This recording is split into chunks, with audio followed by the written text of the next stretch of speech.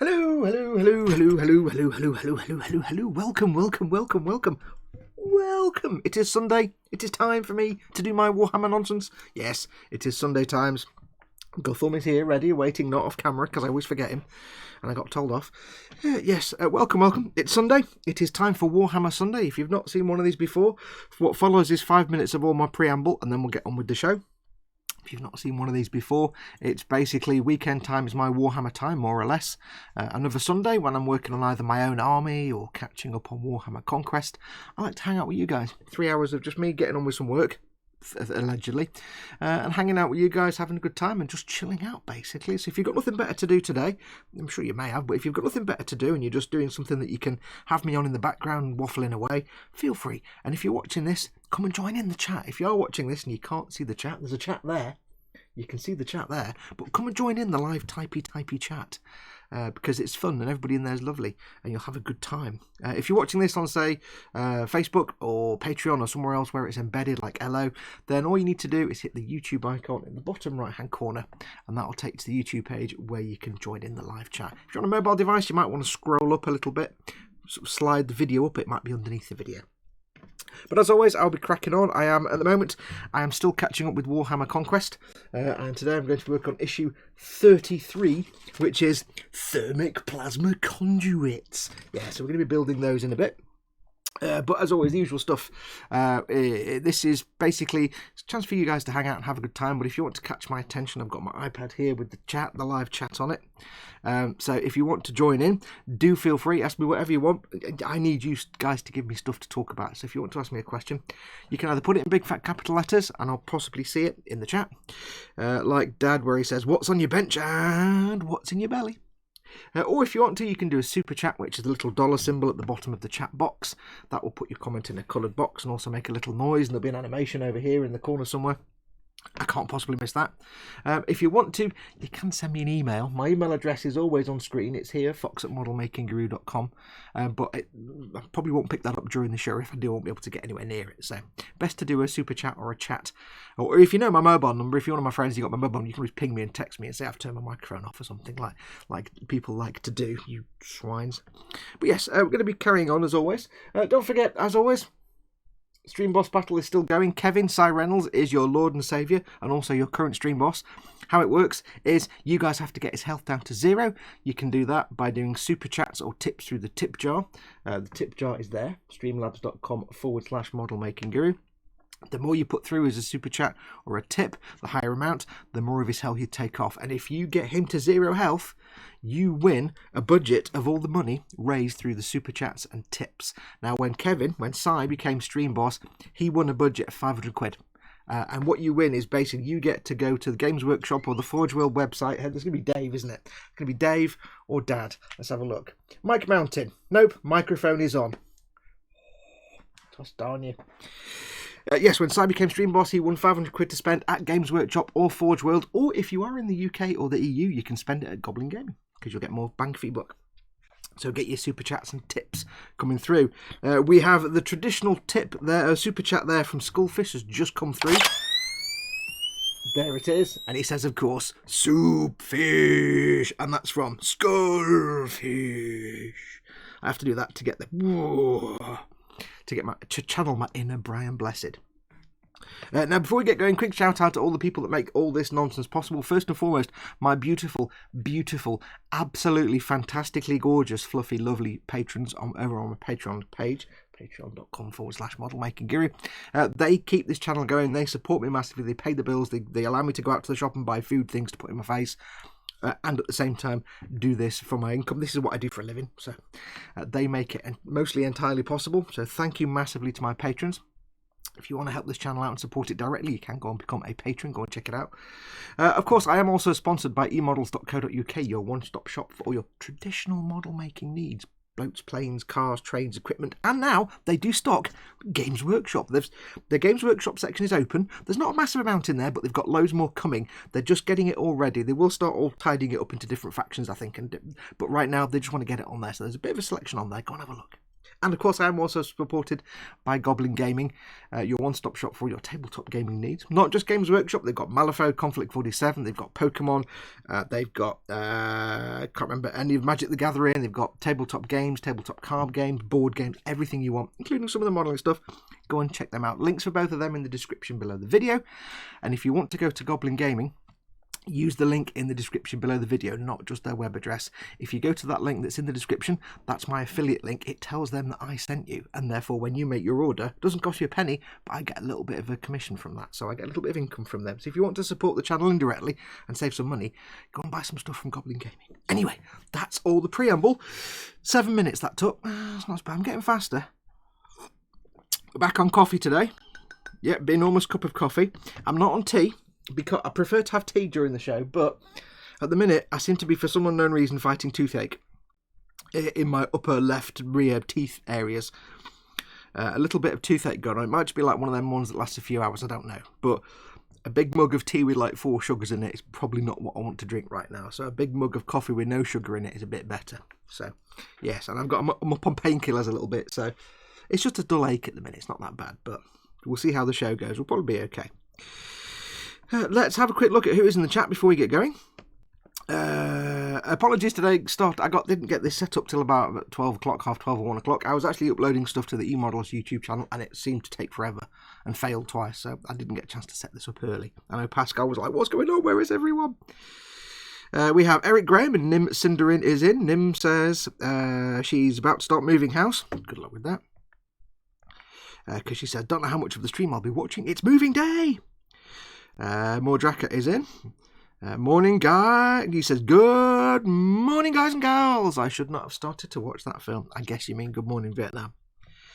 Dad is in, one of your mods. Dad and Dave Butcher and George, of course, are 3 of your mods. And Team Inept is in as well, 4 of your mods. They are lovely, lovely people. They'll look after you.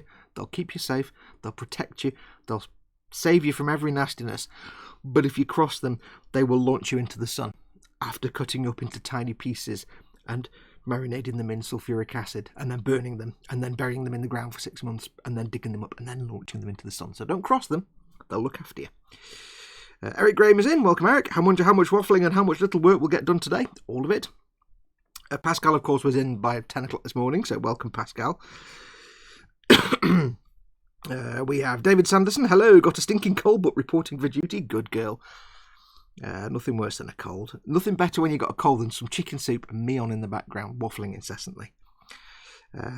Big Charlie's Model Garage just puts lots of crying faces, but I don't know why. What's wrong, Big Charlie? Welcome, welcome.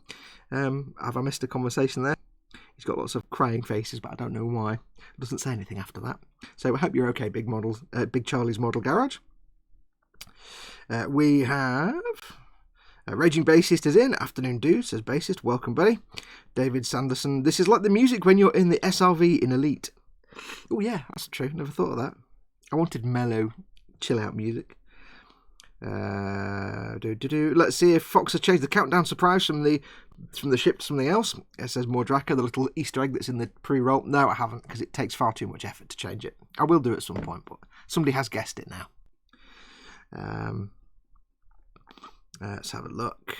Raging Bassist says, I almost decided to finish my Hero Forge mini today, but well, I had a late night and woke up about 7 and went back to bed. It's Sunday, you're allowed a day off. You're allowed a day to be slightly broken. Edward Leonard is in. Morning, says Edward. Candygram for Mongo says, greetings all. Welcome, Candygram. Gaz Vickers says, evening, model making guru dad and everyone else on that there things. Evening, except it's afternoon, but close enough. We have, who else has come in? George, of course. George Gable pops in. Hello all. Welcome, George. Welcome, welcome, welcome. Dave Butcher, that model, says, I'm in makeup, sound testing, checking 1, 2, 1, 2. Sibilance. Paul at Team Inept says, Team Toothache. Yeah, it's only a mild tooth. It'll probably go away. And now and then I'll get you occasionally get those toothaches where rather than having to go to the dentist and have your entire face ripped apart, it just aches for a bit. And then you go to bed and when you wake up in the morning, it's fine. So it'll be fine. Raging Bassist says, just stop playing the new Pokemon to catch the stream. I always like to tune in when I'm not in work. Yeah, I'm much better than Pokemon. Probably. Paul, when do we start heckling, says Dave at Butcher That Model. I replied with, always be heckling. Hashtag always be heckling. Let's have a look. Team Inept says, nonsense begins. Only 5 minutes of preamble. Liar, it's 3 hours of preamble. Yeah, the whole show is preamble. Jamie Bowen, welcome Jamie, says 5 minutes of preamble, 2 hours, 55 minutes of non-model making. You would expect nothing less. In the same way we don't talk about model making on the e-model show, you'd die of shock if we did. So Dad does, of course, ask what's on your bench and what's in your belly, what are you working on right now, and what are you going to have for your dinner tonight, or what have you had for your dinner?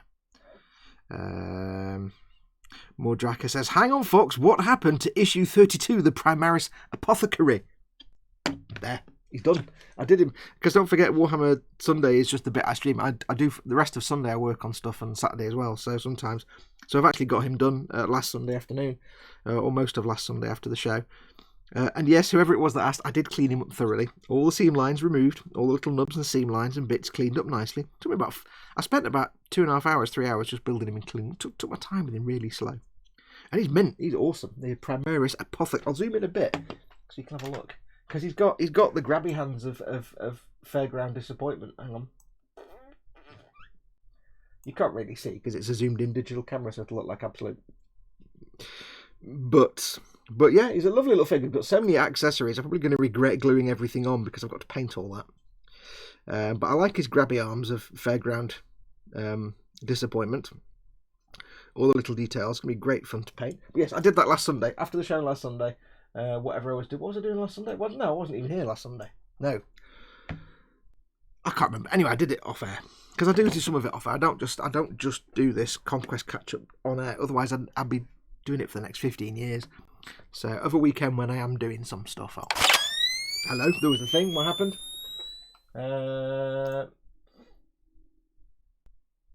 Raging Basis says, Piegate, lest we forget, coming this Christmas, cake. Oh, hang on, it's moved. I'll just find it on there. There we go. Where is it in the chat? Piegate, lest we forget, hashtag Piegate. Coming this Christmas, Cakegate. I have plans for awesome cake. Yes. Feel free to post all the pictures of awesome cakes in the Boom Hut. You are allowed to post pictures of food in the Boom Hut. I own the Boom Hut. I give my permission. Yeah, hashtag Piegate. Yes, I do crack on with this sometimes off camera, so I did him. Very good build, very fun. Dead simple. There wasn't really a lot of cleanup compared to everything else. I did drill out the barrel, of course. But not a massive amount of cleanup on him. The seam lines weren't too bad. Let's have a look. We've got the bench and belly questions. Let's have a look. Get through these quickly before we do any work.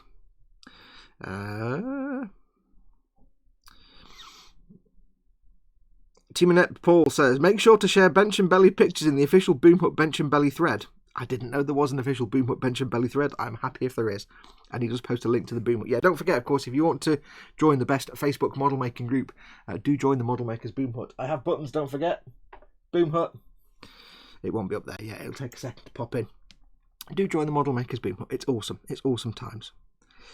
Butcher That Model Dave says, belly, cheese sandwich. There's no meat in that, Dave. What are you doing? That's not... Cheese sandwich. You're missing out the word like beef or pork or ham or any kind of meat. Banned. Cheese sandwich, bench, this keyboard so I can type. Hooray. Eric Graham says, belly donuts, awesome. Bench, Redemptor Dreadnought, awesome. Skullfish says, cup of tea and a chocolate muffin. Bench, Reaper Minis Frost Giant King. Cool. Raging Basis says, I was talking about his Hero Forge figure. So he says, my Javier, or if you're American, you say Xavier. If it's actually Javier. Javier Daragon, I assume that is. I mean, it's your character, you've named how you want, but correct pronunciation. Javier Adaragon, Hero Forge Mini, my draw wizard. I'll read that again. He says, my Javier Adaragon, Hero Forge Mini, my draw wizard. I don't know what that means. And in my belly, tea and biscuits. Mordraka, belly, honey chicken stir fry, and 2 litres of... It looks like a cup of coffee because it's dark brown, so I'm assuming it's coffee. Good man. Do let me know, by the way, bassist, if it's Javier or the American pronunciation of Xavier, which just makes me whinge every time I say it. Mordraka09 says, I've done that one. Also says bench. Okay, so Mordraka is belly, honey chicken stir fry, and 2 litres of coffee. Bench is 2 Lords of Contagion, 2 Blight Lord Terminators with Combi Plasma and Bubotic Axe, Foul Blightspawn, Biologist Putrefier, Plague Surgeon, and Master Aurus of the Third Pride of the Sons of Lion. Just 1 or 2 things then. Take him out, says George. Wait, what? Wayne Haywood says, Belly Chicken Sarnie, bench painting Meng Father Christmas, Legion speeder bikes. Yeah, Meng Father Christmas is the Sherman tank that's all red and it's got the Father Christmas figure, the little toon tank. Paul says, it's official because I created it, the Boom Hut bench and belly thing, and I'm awesome. Okay, cool, that works. Skullfish says, Soup Cat earlier on. Frankie goes, Toby would welcome Frankie is Christmas cookies and coffee in my belly and a Ferrari 124th on my bench. David Sanderson, bench Lemsip, and Plague Marines, belly Lemsip. Bench Lemsip and Plague Marines, belly Lemsip. Okay, I get that. Well, it's good you're making Plague Marines while you're ill. Team Inept says, belly bench chiladas. Bench paint mostly. Yes. Paul uses his cutting mat as a palette and we just take him to task all the time. Raging Basis says leg, and now I'd be compelled to do a lot of Prisoner Subble H quotes, but I won't.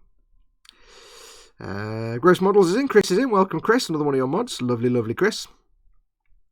It won't be his wisdom teeth. He's a right Wally, says Paul. Yeah, I won't have wisdom teeth. I'd have stupidity teeth. I don't know. There's a joke in there somewhere that I can't do. Fox broke the interwebs again. Are we having stream issues? Let's have a look. I'm not showing any dropped frames, so I don't think it's me. What happened? YouTube put me back 10 minutes ago. Don't think it's me. I'm not showing any dropped frames. Oh well. Let's have a look. Yes, but apart from that, Raging Basis, when he said Pygate, you put £5 through, so thank you very, very much, Raging Basis, for that. You've taken a big chunk of Kevin's health off, I hope. He's down to 72,000, I can't see with these glasses, 72,903. Still a long way to go, not even halfway there yet. It's been quite light on the old super chats and tips coming through to take him down. You need to we've been there for months now, you need to get rid of him. Get working together to take him down. Dad says Stollen. Stollen is correct, but I don't know why he said it. Jamie Bone is benched to me, a 1/16th German machine gun crew in Greatcoat. Greatcoat's awesome, and that's also a great model. I hope you're having fun painting that. Lots of potential for dusting and dirting on the bottoms of the greatcoats and the boots. Belly, roast turkey, and all the trimmings. Oh, lovely. Just Django is in, of course. It's actually just Django, not just Django. It's Django. But he puts just Django, so you know not to call him just Django. It's just Django. Django, not just Django. Django says, slap it up. He actually says, slap it on. I keep forgetting I've got buttons. It sounds really silly, but I keep forgetting I've actually got all the buttons. Let me just move. Hang on, I need to. The string for the buttons is not long enough. Let me move it a little bit. There we go. Yes, I keep forgetting I've got buttons so I can do stuff like slap it on. Because I'm special. What can I say? What can I say? Chat is jumping. People are talking about plans for cakes. Gaz Vicker says Belly will be homemade chili, bench, Airfix, Seafiora, and Primaris Apothecary. That's that little fella there. He's quite fun. I went for the helmeted face because I'm not a big fan on the exposed faces.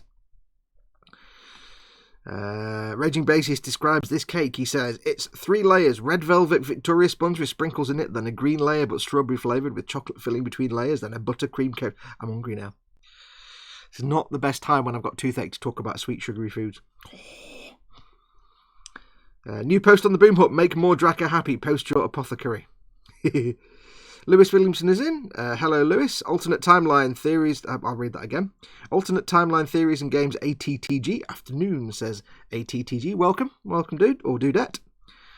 How did I miss Chris coming in? He's like a ninja. He's like a ninja. Raging Bassist. It's the American pronunciation Xavier. Oh, sigh. Oh, well. I'll let you off. I'll let you off. It's your choice. Xavier. Let's have a look. The green label mess with people's heads, says Bassist about his cake. Lewis says bench 124th Hellcat engine, belly, roast pork, and all the trimmings. The video that's just come up on the email channel, Andy Nevbo's latest build is he started on the engine, so good timing with that. Cynical Steve is in. Welcome, Steve. He says bench one of my gluesome bottles to. I'll start that again. Bench one of my gluesome bottles to things spaceships. He makes all his spaceships out of bits of scrap and junk and stuff. Belly will be lasagna. Good. Awesome choices. Right, I think I'm up to date with the chat. So there we go. So a quick swig of the coffee. There we go.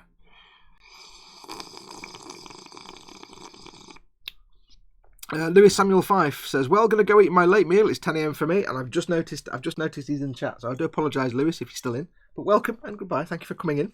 Apologies, I totally missed you. If you are watching, by the way, and you do have access to chat, do say hello in the chat. Even if you don't want to actually join in the chat, do say hello so I know you're there. We currently have... I have no idea how many people are watching. How many people are watching? No idea. I can't see. I haven't got the thing on my buttons. Oh well, I can't tell. We have people watching anyway. Right, so today, yes, because we've already done the Epoth 39, says Dad. Thank you very much. I've run out of space on my buttons to have a little number counter. Because I've done the Apothecary already. We won't be doing that today, so I shall put him away in the side there. We're doing tubes. Tubes. It's the thermic plasma conduits. And it's not going to be particularly complicated, we're just making tubes. But it is big, fat scenery plastic that weighs all the tons, so could be interesting. Trying to get all the bits of nubs and stuff off, so I will need, of course, my big boy Games Workshop prison camp fence cutters. So first off, we need to start off with pipe 1. We need parts number 3 and number 4 and number 9 and 10. So we need part number 3 and part number 4, which is neither of those two. Part number 3 and part number 4 is that one. And we're snipping, oh so snipping. This may not be very exciting. What did you do today, dear? I made tubes. I made brown, I won't say that. Brown tubes. That doesn't sound right, does it? So how is everyone anyway? I think I have now just about recovered from Telford. Is that a bit dark? Looks a bit dark, doesn't it? I've just about, I think, recovered from Telford now. That's, what do I want? 3 and 4, and that's, oh, there you go. Where's 3? That's 1. I can't see the numbers now. There we go. That's 6. There we go, that one. Yeah, I've just about recovered from Telford. I think I did pick up a little bug at Telford, because for a few days this week just gone, I was a bit bleh. Not like sick, but you know like when you get, okay, now this only really applies if you get proper flu, and by proper flu I mean, you know, you fall asleep and you're asleep for 3 days and you're completely unconscious and in a bed made of sweaty nastiness. Proper flu. If you actually got real flu, you're unconscious for more than a day. Trust me on that. I used to work in a department in a company where I'd monitor the sick leave and stuff, and people would be like, "Oh yeah, I had the flu and I was off for a couple of days. I had the flu; it was really bad." And I was like, "All right, do you remember any of it?" He said, "Oh yeah, I had to sit on downstairs and do it." I said, "No, you didn't have flu; you had a cold." Because trust me, if you have flu, you're unconscious for like a day, at the very least. So it used to make me laugh. I'd be like, "No, you didn't have flu; you had a cold, you big girl." Anyway, yeah, so you know, like when you get a flu or a really bad cold, and for just the day before, you don't feel ill, but you get that kind of warm, fuzzy feeling. I kind of had that. I got the warm fuzzies, but without anything good happening. It was just general warm, slightly head full of cotton wool kind of effect. Now that was 9, and I want 10. The numbers are really hard to read on this sprue. That's 14, 13, 10, there we go. Yeah, so I had that kind of warm, slightly head full of cotton wool feel for a couple of days. And then on one day I had like a pain in my throat, as if it was like, oh, I've got some kind of glandular fever. And then I had like toothache on the right side of my mouth, and then today I've got toothache on the left side of my mouth. The right side's fine. And I had like, it's all kind of things went wrong, and I'm like, what kind of germ have I picked up in Telford to get like 18 different symptoms at the same time, one after the other? So it was yeah, I wasn't unconscious or anything. I wasn't ill. It was just I felt a bit ropey for the last few days. So I may have picked something up. But like I said, it didn't stop me doing anything. And hopefully, this toothache I've got now will just go away very shortly. After that, right, you know, today or when I go to bed tonight, it might go away. But other than that, what else has been going on? What's been happening? Can't think of what's been going on this week. Been working on the Sazabi BBB. Chipping is ongoing on the Sazabi. It's a slow process. What What else? What else? I have just filmed yesterday a quick look at the latest issues of the D'Agostini X-Wing part work. So issues 9 and 10. I've obviously I built the bits. So that's gone up. That's going to go up probably later today or tomorrow. I did put a little video up yesterday, explaining how to make the binders, because I had to remind myself, because they're a bit. If you've never done one of them before, they're a bit. You're like, what the hell's that? So I did a little video explaining how to set up the binders for your X-Wing part work. Yes, the actual issues 9 and 10 video will go up tomorrow or today for patrons on early access, and then after a week it'll go up for everybody else.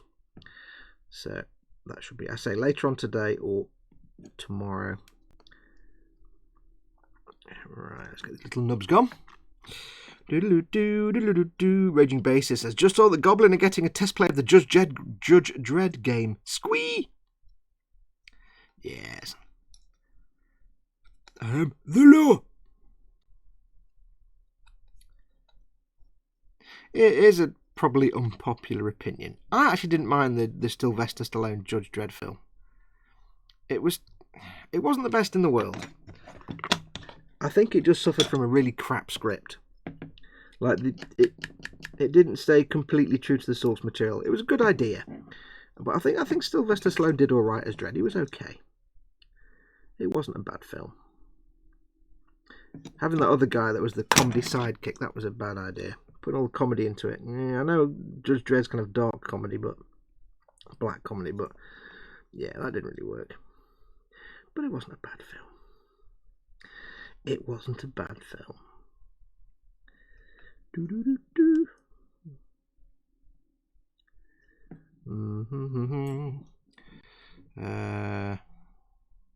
ATTG said, didn't go to Telford, was doing something way cooler. 5th period maths. Yeah, I'm allergic to maths. No. What's 5th? Dare I ask, without starting a maths conversation, what is 5th period maths? I don't know if I dare ask that, because it's going to start a whole maths conversation, isn't it? I may regret asking that.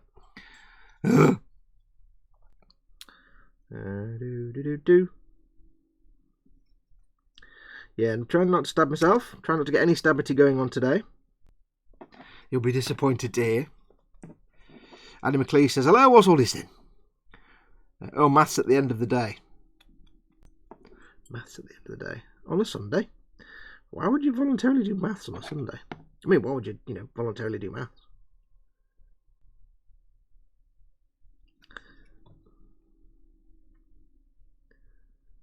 I've always been afraid of maths, and I've got, the way my brain works, I'm not a practical person, so I don't think practically. I'm a arty-farty, artisty type, so I can do lateral thinking, I can do conceptual thinking. When it comes to, like, proper, like, hardcore black and white logical stuff like mathematics, I just can't. My brain is not wired for maths at all. I can see the appeal of it, and I'll happily watch, Oh, Guthorn, what are you doing? I'll happily watch interesting BBC science programmes about mathematics and statistics, because they can be quite good, depending on the host. But so I'm getting sidetracked there. But actually doing it, no. Like, I can quite happily watch something, programmes that say Marcus de Sotoy has presented, or that lady whose name I can't remember, but she's got the red hair and she's gorgeous, and I'm in love with her. Can't remember her name now. She does a lot of the maths and statistics stuff. And there's others on there. There's one guy that does statistics, and he's actually, I can't remember his name at all. And he's actually really quite amusing, and he's even been on, he's been a guest on the Skeptic's Guide to the Universe a couple of times. I can't remember his name, but he's like a statistician, I think. That's quite interesting. I'll happily watch them and do that, but learning and practically learning maths, my brain just stops. It doesn't work. Let's have a look. What's chat doing? You ratbag fox, you must have been the carrier. I had to stay in bed for 2 days. I felt as rough as a badger's, but I don't blame me as being the carrier. I was perfectly fine till I came back from Telford. Where's me file? There it is. I was absolutely fine. It was like late Monday, Tuesday when I started feeling a bit blur. So it all started to go a bit wrong. So don't blame me. I'm not patient zero. Somebody else, some unkempt individual at Telford was clearly patient zero. What are we going? I'm still recovering from Telford, says Phil Lewis. Yes, I in a way I still am. Like yesterday, I hate to admit this, but I went to bed on Friday night at 1:30, 2, like I normally do. I didn't wake up till like midday Saturday, which is ridiculous. So I must have needed to recharge because I went to bed and I just slept straight through till I woke up and it's like, oh Christ, I slept through my alarm. It was like, it's like midday. What the hell? Jeez, what? Oh, I must have needed a recharge. Because, yeah, unfortunately though, because don't you like kind of see using God hands on the god awful Hachette plastic? It's fine. It's fine. When you've only got little tiny bits of nubs left, it's all right. I wouldn't use it to take these off the sprue because it's too hardcore. But when you've got a little tiny bit of nub left and I just want to trim it a little bit, it's fine. Everything's awesome. Did the noodles help, Fox? Says Phil Lewis. The noodles cleared my brain a little bit. And they were very delicious because I had them for lunch on Tuesday. Unfortunately, the obvious consequence of eating them was obviously happened on Tuesday afternoon and evening. Several times. But that's part of the deal, you make a deal with the devil. So yes, there was some running action on the Tuesday night, backwards and forwards to the smallest room, but it was and it actually didn't help that I had the noodles. For those that don't know, Phil got me the Korean death noodles. He gave them to me at Telford. Had them on Tuesday for my lunch, but then for my dinner I had my typical beef madras, which is really nice. But that combined with the death noodles just led to various catastrophic decompressions and other unfortunate activities happening on Tuesday evening and afternoon. So yeah, but it certainly cleared my system out in a lot of ways. Let's just leave it at that. Hey YouTube, not made for kids. Yeah. Don't forget, of course, this is my show. Although I'm supported by my supporters, the e-models and everybody else, this is my show. It's nothing to do with e-models or Goblin. So, although I'm not going to do swearing, or try and avoid it as much as possible, because I like having an income from YouTube. Got itchy nose. Oh. You all feel free to do whatever swears you want in chat. The chat doesn't need to be family friendly, because I don't care. It doesn't affect my monetization, and I'm not going to read out any swears anyway, so feel free if you want to use grown-up words. Just don't be a complete tool. No religion, no racism, nothing like that. We don't do silliness. Oops, missed. I've got a really itchy nose. It's the germ of Nurgle. It's the gift of Nurgle. We've all got gifts from Papa Nurgle. What's the best way to paint a German World War II water bottle, says Jamie Byrne. Just treat it like the rest of the uniform. I don't think they were exactly the same colour, and I think it does depend. But if I remember rightly, and somebody correct me if I'm wrong, but if I remember rightly, German water bottles at the time were a bit like the American ones. They were tin or metal, but they had like a thing around them. So if it's got the fabric thing, that's going to be a similar... hang on, I've just got to sort my nose out. I've got a little hair going up my nose. Oh, from my moustache. Oh, so annoying. Yeah, the fabric would have been similar to the uniform colours, but not maybe exactly the same. But if they weren't covered in material, if they were just the bare metal, I don't know what colour they were. Oops, don't know what colour they were. But typically the instructions should give you some rough guides anyway to colours. But if they were metal, then you can paint them the whatever colour. But then if they're big figures, big scale figures, you can do lots of chipping on them because they would get battered and beaten and bruised. Was anyone else confused about Games Workshop's big announcement the other day? Asks Eric Graham.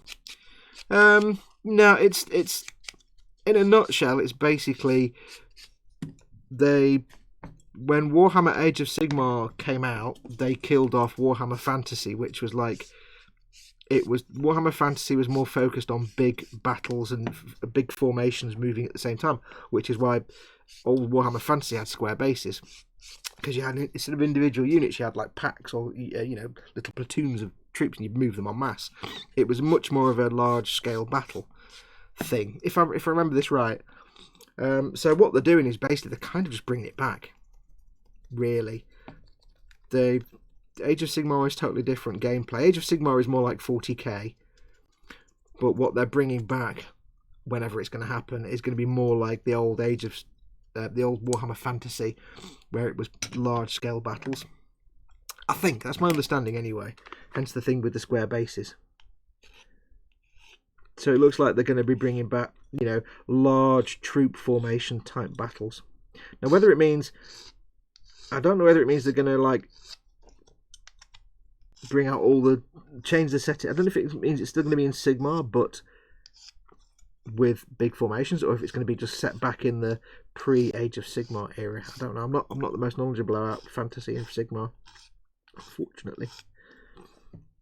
But I think they're basically just saying, hey, you know that thing that you all love that we took away and replaced with Sigmar, and it was great apart from anybody who liked big formation battles? Yeah, we're going to bring it back. Kind of makes sense.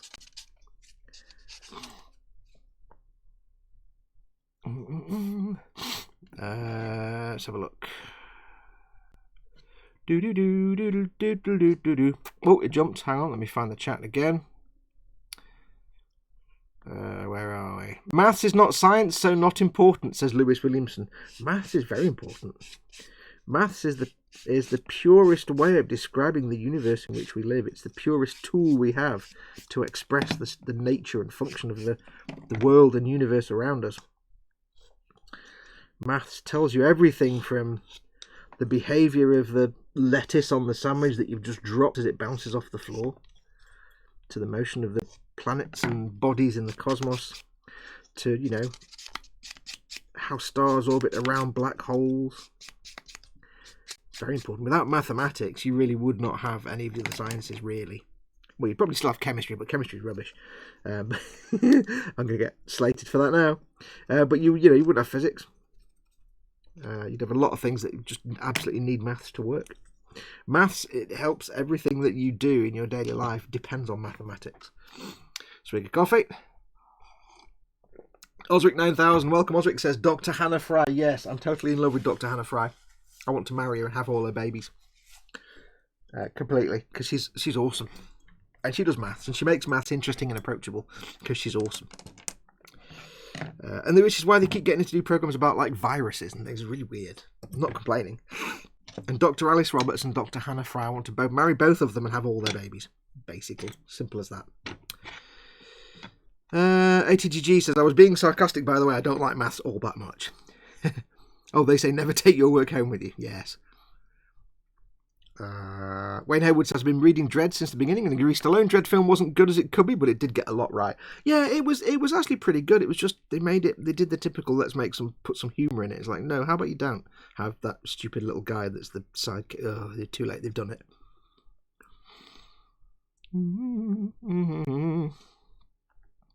Anne Robinson says, David Sanderson. Oh, God, no. Matt Parker, the Australian guy. I don't know who that is. Dave says, old school bases, etc. Eric, it's all about Warhammer Fantasy coming back, but will not be for at least another 3 years. Yeah, it's strange that they've mentioned it so early, but it looks like they're trying to sort of get in there. But yeah, it's going to be a few years before you start seeing all this new Warhammer shenanigans. What I'm going to do here, we've got seam lines now along here. Do I want to get rid of them now, or I'll get rid of them now. Everything jumped. Everybody's now swearing. Chris at Grace Model says, but you don't normally get up until midday. I get up at 9 every day. I always set my alarm for 9 o'clock. Every day, 7 days a week.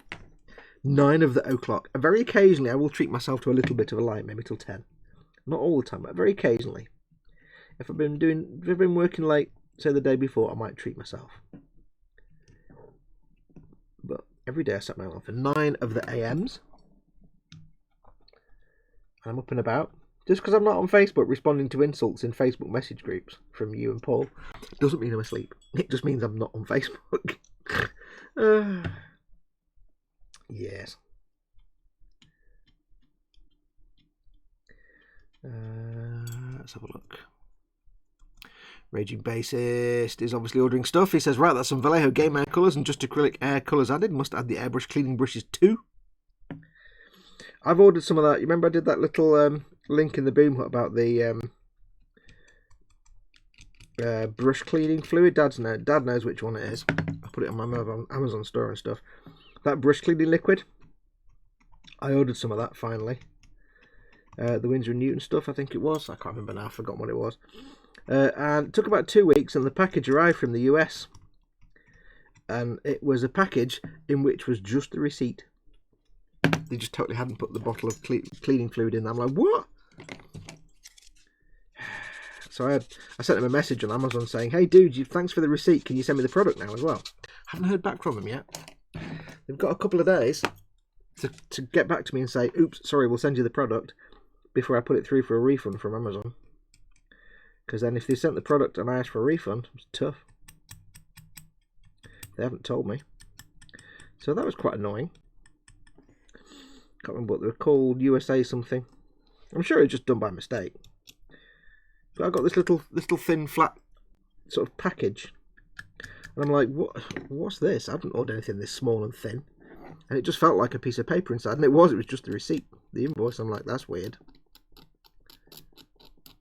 That was quite frustrating.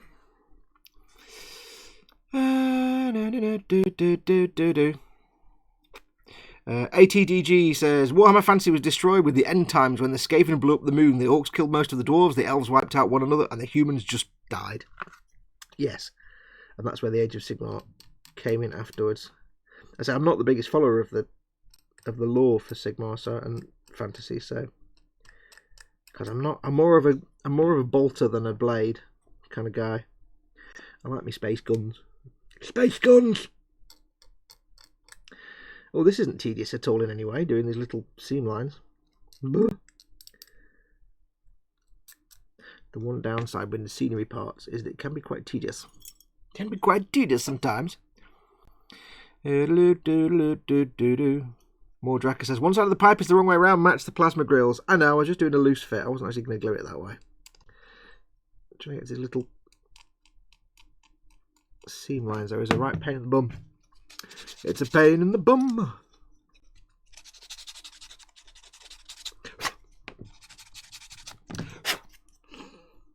So one thing about the scenery I'm never keen on is all the tiny, tiny, fiddly little bits you have to try and clean up. It takes forever. That's basically it. Don't know how they're going to manage to bring it back, says ATTG. I assume they're just going to say, right, this is set before the end times. There you go. Bang. There you go. I think they'll just set it back in again. So right, here you go. It's now... I suppose it's no different to them how they do the Horus Heresy stuff. Here's a question, though. Here's a question for the people that know the lore, the 40k lore, because I wondered this the other day. Obviously, right now in the 40k setting, Old Emps is the God Emperor, the Emperor of Man, the God Emperor. And the whole Imperium of Man is built around the religion where he is the centre of that religion. You know, worship of the God Emperor. But before the Horus Heresy, when the Emperor was still alive, and, you know, normal and doing stuff, going out and fighting dudes, he was anti-religion. He shut down all the major religions and said it was pointless and he didn't like it and he wanted to get rid of it. So he forbade any kind of religious practice, especially treating him as a god. He didn't allow it because he's like, I'm not a god, I'm just this dude. So you assume then that all the sort of, you know, the ecclesiarchy and stuff didn't exist. So what was there? Is there any gameplay from before the Horus Heresy that kind of demonstrates? Because obviously if you get rid of all the religious iconography out of the Imperium of Man, that's like 90% of everything gone. You get rid of all your Sisters of Battle and your ecclesiarchy. You get rid of all the sort of sigils and markings and stuff that are. It's like, is there any? I don't even know. Is there a gameplay set before the Horus Heresy? When does none of that actually exist? So there's no Inquisition, I would assume, anything like that, because the Emperor's still around. So I don't know the lore well enough. Because I suddenly thought if you took all the religious iconography and all the sort of religious idolatry and stuff out of 40k, that's all based around the cult of the God Emperor, what's left? Because the Emperor was around, he was alive, so, and he didn't allow any of it. So what was actually going on? Just curiosity, really. I'm just curious to know how it was done. Any Stabatier asks Eon's Car. Welcome, Eon's Car. And no. Was it a nice receipt, says Raging Bassist. It was a very pleasant receipt. It was nicely printed. But it wasn't my bottle of whatever it was, brush cleaner.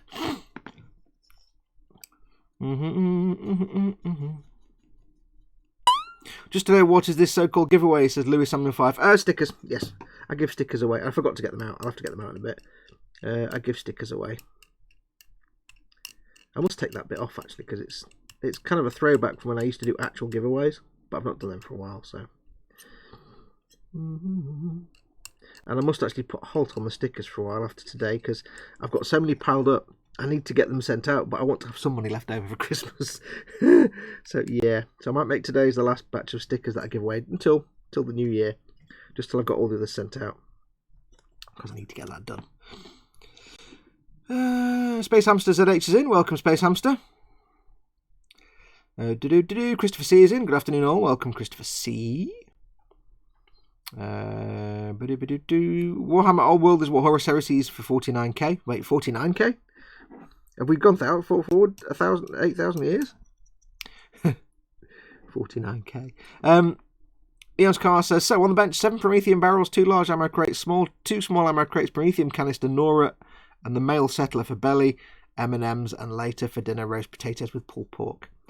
Roast potatoes with pulled pork. You led that the wrong way. It's pulled pork, and potatoes are just the garnish. The meat is always the most important part. That's like saying, for dinner, I'm going to have some boiled carrots and some peas, and an enormous half turkey. Yeah, you need to lead with the meats, or the good bits. Lead with the good stuff. Potatoes and such, they're just trimmings. I have to say I'm with you, Fox, but I'm interested in the proper Warhamster fantasy stuff. I think I'm going to have to do a Bretonian army, says Gaz. I think if I remember rightly, because I don't know, but if I remember rightly, most of the old Warhammer fantasy stuff is still playable in Sigmar anyway. I do think some of the models are beautiful and fantastic, and they are fantastic, but it's just not... The setting doesn't float my boat. But then again, I was gifted some what are they called? Gold dudes, Sigmarines, whatever they're called. So I've got basically an entire unit of them to build. So I will give it a go. Once I've got them built and painted, I'm not going to not have a go. Try a game and see what happens.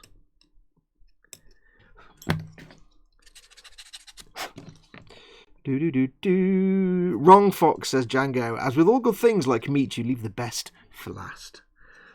I don't know, you know. I mean, in terms of eating, yes, but in terms of the actual telling me what you're eating. Because it's really, you just want to say, what you have for dinner? Beef and some irrelevant nonsense. Because after you've said beef, everything else is just irrelevant, basically. Right, well, that was a faff, and that's just one half of it. And it's not even really fully clean yet. But it'll be hidden under primer. That's one half. You can thank Logar for the formation of the Imperial Faith, says Mordraka. 10,000 years is a long time to forget. Also, the only law that I know of before the Horus Heresy is the Terran War against Chaos Cultists and Techno-Barbarians. I think that's really well before, though, isn't it? Bench Corn Skull Crushers, says Space Hamster, almost done. Belly, don't know yet, some slice of dead animal or other. This is correct.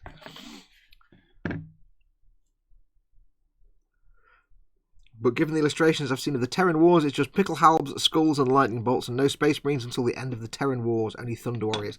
Well, I think it's way before.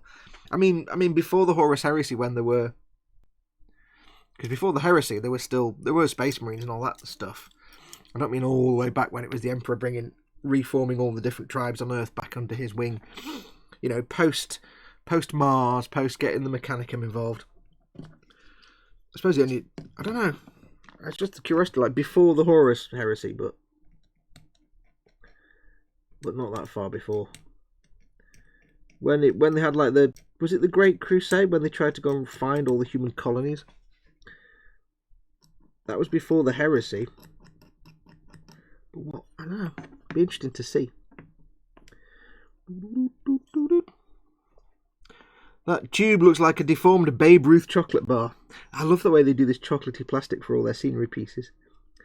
I know the colour's irrelevant, but I mean the plastic's heavy so they don't get slid and knocked around the playing mat all the time. They have to be weighty so they don't get jumped around, but still. They don't half look like chocolate. Just Django says hello. Carolina Roberto is in. Carolina, welcome. Welcome, dude. Let's have a look. Sigmund Stormcast Eternals, that's it. I can never remember the name, but then ATTG says I call them Sigmarines, it's way easier. Yeah, Stormcast Eternals, I can't remember the damn names. But yeah, Lindsay, Fluffy Guts, did send me basically all the Stormcast Eternals, I think, from whatever the latest big box set was. Very kindly. So I've got all them to build and paint up, which I think is basically an entire force I could play on the tabletop.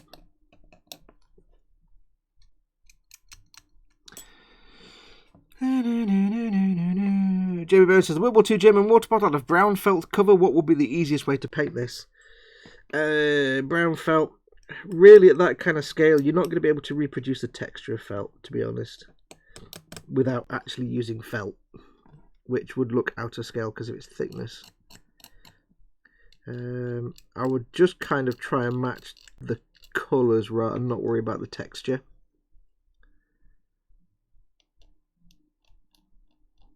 Because at that scale, you're not gonna sort of recreate that kind of felt texture. Like I say, anything you try and do would just look weird, I think.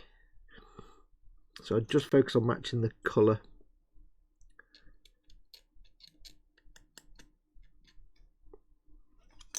And keep in mind, any of the metallic parts that are exposed, they will be heavily worn if the soldier's been in action for a while.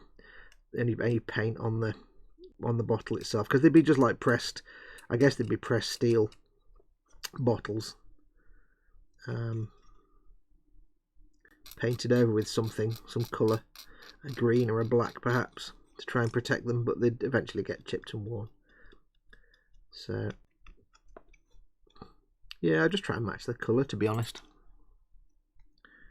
It's like when I've seen people do like 1/24 scale cars, and they try and recreate a sort of fluffy. I've seen somebody do like a 1970s car with a big thick fluffy carpet, and they tried to recreate it by using flocking, but because it's in 1/24 scale, it just looks absolute bish, because it's just totally out of scale. The fluff is just far too large for that scale. You know, if you stood if you stand 15 feet away from somebody with a brown felt covered water canteen, it's just going to look brown. You might be able to suggest a hint of the texture by perhaps some dry brushing techniques, just to make where the coloured change. If you've got like highlights and lowlights, maybe if you do some dry brushing, you'll have a bit of a slight grainy fade to the transitions, and that might suggest a fluffy surface. But again, keep in mind there's different types of felt as well. If it's felt, it could be anything from the fuzzy felt that we know from the little kids thing where they stick bits of felt on, it's all fluffy and lovely, or you know, it could be felt like you get in a hat, which can be hard and smooth. Like you look at a 1940s fedora, they're felt, they're fur felt, but they look smooth and they're hard. So it doesn't naturally necessarily mean fluffy and fuzzy. So I just concentrate on the colour more than anything else. Don't worry about the texture. That's why sometimes these dragon, you get these dragon do these like, is it dragon? I think that do these like 1/8 scale soldiers, like German and American soldiers, and they're amazing sculpts. They have amazing faces and tons of detail, and they recreate the uniforms in material. But they never get quite past that doll look because the materials are out of scale. They say this is a 1/8 scale US 101st Airborne paratrooper in his M1943 jacket and this, that, and the other. Recreated. We've used the exact materials or matched them, and it's like, yeah, but it still looks like a doll in a real world size material on a tiny figure. It doesn't really work. So yeah, just focus on the colour.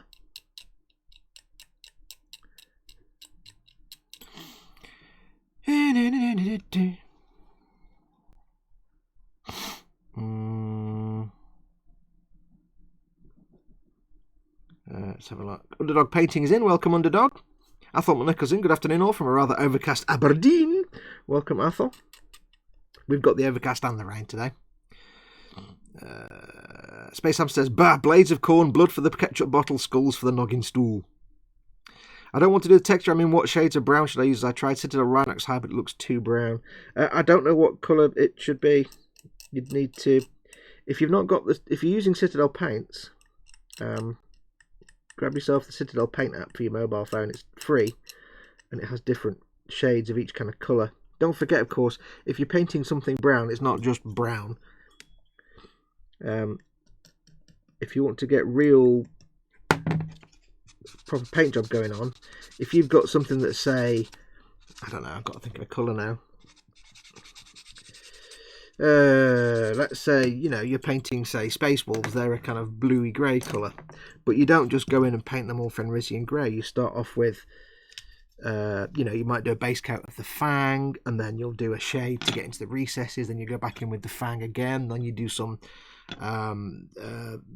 rust grey over that, which is a lighter colour, and you'll work your way up. So you don't just paint one colour. It's more like you'll do a base colour, then a wash to go into the recesses, and then a lighter colour to fill out the bits that aren't the recesses, and then a lighter colour again for smaller. You'll work your way up in areas. So you can start off with, like you say, which one did you say you had? They had Rhinox Hide. Rhinox Hide is quite a dark brown. It's good for leathers.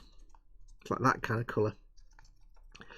But I don't know what colour it's supposed to be. But if it was, like I say, a light mushroomy brown, you might start with Rhinox Hide as a base, but then you work your way up through lighter and lighter colours, either through dry brushing or layering, and use of shades as well, to slowly bring that up to a lighter colour. But in the recess, of course, you've still got the shade and the dark brown. So you can always start dark and work your way up light. It's not just a case of one. I mean, you can just do a colour and then a shade, perhaps. But if you want things to look nice, especially figures that big, if you want to look nice and textured, you're going to be working with multiple colours. Let's have a look. Let's see. Where's my? Let me get my phone. Hang on. So let me get the iPad that I'm talking to you guys on now. Let's have a look. Have I got the app on here? Let's have a look. There we go. Let's break the fourth wall, shall we? Oh, let's actually just break the iPad. Okay, so here we go. Let's have a look. I don't know what the difficulty is. I don't know, of course, what colour it's supposed to be. To the brightness, which you can see. So let's have a look. Paint by colour. Brown. And you see we have many different shades of brown here. You've got deep brown, brown leather, warm brown, whoops, wood brown, brown, worn leather, drab brown, regimental khaki, red brown, wood brown, and each of these different colour types, they give you two ways to paint. Let's see if we say look at, let's say, I'm going to guess, let's say worn brown. That's more of a leather colour. Let's look at wood brown. It gives you two options. It gives you classic method, and it gives you contrast paint method. Now, bearing in mind, these are probably really crappy paint jobs because you have to paint a billion of them, so don't take it into too much account of how it actually looks on here. This is just more for gives you the idea of the colours. But for example, you might think, well, I want to do it classic. So you might say, okay, so you've got two options, battle ready and parade ready. Battle ready is like absolute bish, quick paint job, looks a bit pants, but it gets you started. Battle ready is paint it in Gawthor brown. Hang on, why has he done this now? Oh no. Battle ready, the basic paint job is base it in Dryad bark and add a shade of Agrax Earthshade, and it looks like that. It's absolute pants. Then take it to the next level. You go to Parade ready, you do a layer of Gawthor brown and then a layer of Baneblade brown. So what you're doing is you're taking the one you've just done with, say, the Dryad bark, and then you give it a shade of Earthshade, and you'll start working over the raised areas with the lighter colours. So you start from Dryad bark, which is a dark colour, work you up to that one, and then that, and you get lighter and lighter, and each time you do a smaller and smaller area. Now this is a very roughly painted thing, it's like that big, and it's a bit badly painted, but the idea is that you can do it in different ways. You can either paint layers, you can just focus on the bits that aren't recessed, you can do like this, lots of edge highlights, which I don't particularly like. You could dry brush it to get different grades from different colours, but that's the idea. You don't just want to do a brown and then maybe a shade and that's it, because it's not interesting to the eye. It's just real getting a basic colour. You want to do lots of different variations of colour. So I would recommend get yourself this paint app. It's absolutely free. It's just the Citadel colour. Just go into the App Store or iOS Apple Store and just look for the Citadel app, Citadel Paint app. It's absolutely free, and it'll give you lots of choices. You can do, or you can choose by colours. And so you've got loads of different browns to choose from, and it gives you the same instructions. It's more just telling you the paints to use rather than how. You don't have to make it look like that. That's got lots of crisp edges, but you might not want that, so you could dry brush them instead. Or you could if you're painting a Warhammer kit, you can choose by actual kit, whatever you're painting. So you can have a play with that. I say I wouldn't worry too much about the battle ready. That's a bit pants. You want to take it to parade ready, but even then, that's still quite basic. But it'll do. So treat it more as just a way to learn the colours that you might find useful for that particular shade. I'd look at what colour you're supposed to be painting, what colour it's supposed to be, and look at that and see, well, which is closest, which of these Citadel paint colours is closest to the colour I'm looking for, and then you can kind of work it out from there. I would probably say dry brushing would be a good way to do it. Do the base colour and then a shade of some sort of wash, and then dry brush the other colours over, getting smaller and smaller each time and lighter. So you end up with a dark base colour, but then over most of it is dry brush the lighter colours, and it gets smaller and smaller. But give it a try. Teaminette Paul says he bought a novel about Rowboat Girly Man on Kindle last night. Something just popped up. What was that? That was Alan Davies subscribed. Now, is that Alan Davies, the actor chap? Who knows? Or the comedian? That'd be cool. But welcome, Alan, if you're watching. If you're not watching, welcome anyway. Catch up with the chat. LD is in. Welcome, LD.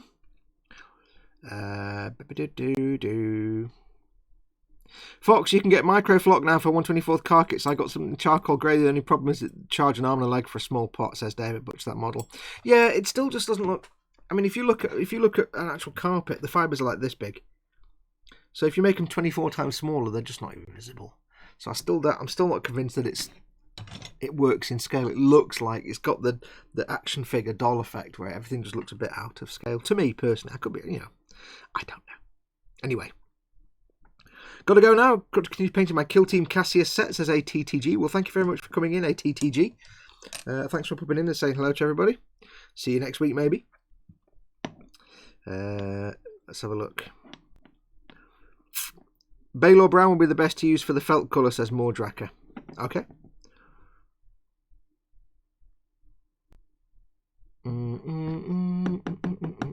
LD says another project maybe on the cards, been offered an arcade cabinet for next to nothing. It's in good shape. It's a tabletop in complete build that the chap needs gone.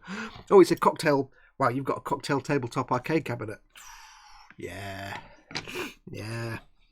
Get working on that, dude.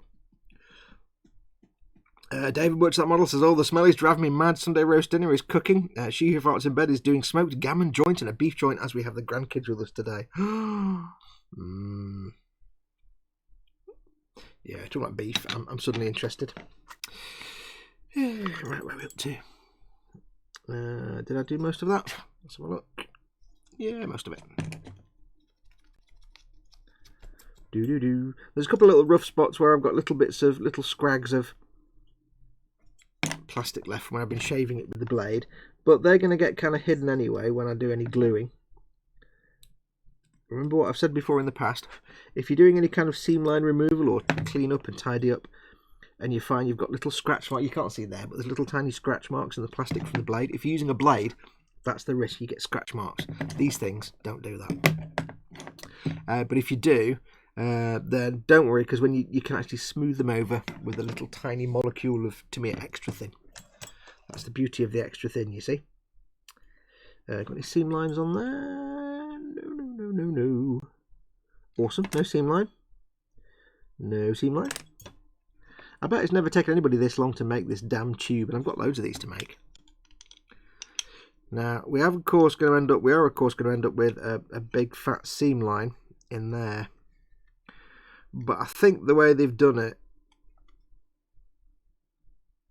I don't know. That's going to be a right pain in the bum to fill in, really. I think when you see these manufactured and built, they kind of, nobody ever really fills them in because it looks like a right pain. Getting something in there to sand it. Paul DiSamasso is in. Hello, people. Welcome, Paul. Captain Nemo is in. Good evening, Fox. Welcome, Captain Nemo. Yeah, so that. Oh, right pain, that.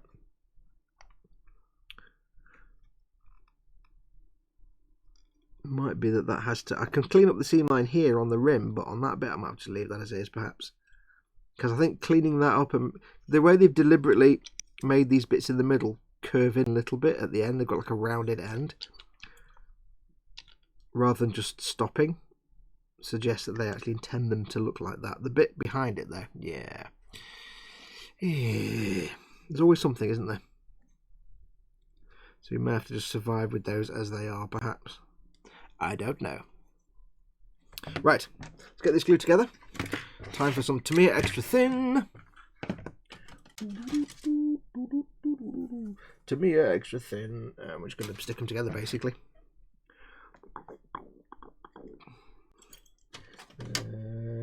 Yes, if there's any specific way round. They both kind of match up. Do. I don't think they have a specific way, do they? Don't think so. Barrett back. I've got to go carve some joints up and make a brew. Then when I'm down here. See you in a bit, dude. Those seam lines tend to be hidden by the end caps yet to be assembled. Yeah, I don't know if everything has an end cap on it though, but some of the end caps are like the little L-shaped joints, but then they've got a thing on the end as well. It's like, oh, fudge. Oh yeah, that's true. Well, we'll figure it out. We'll figure something. Anyway, let's get these things glued together. So these are big fat plasticky things.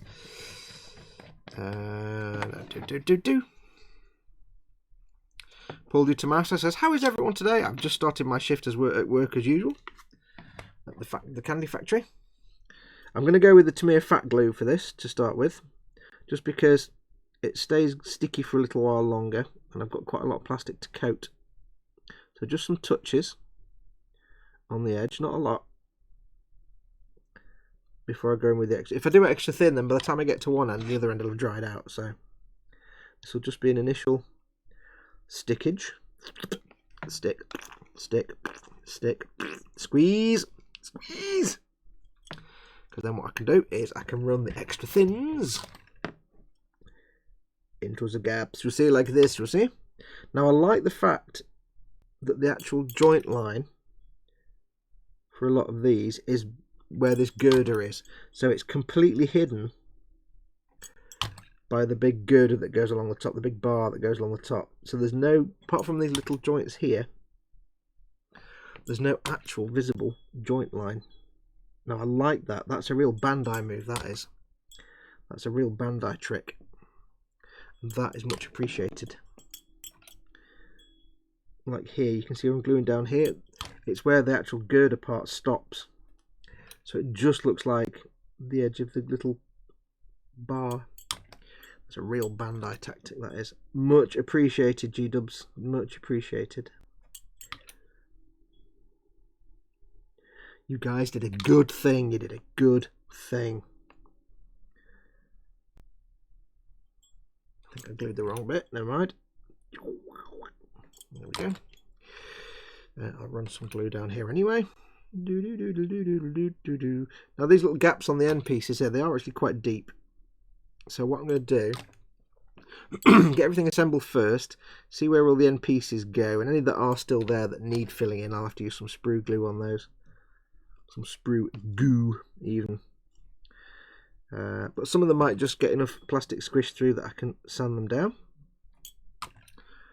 Some of them might need a little bit of sprue goo filling, but nothing major.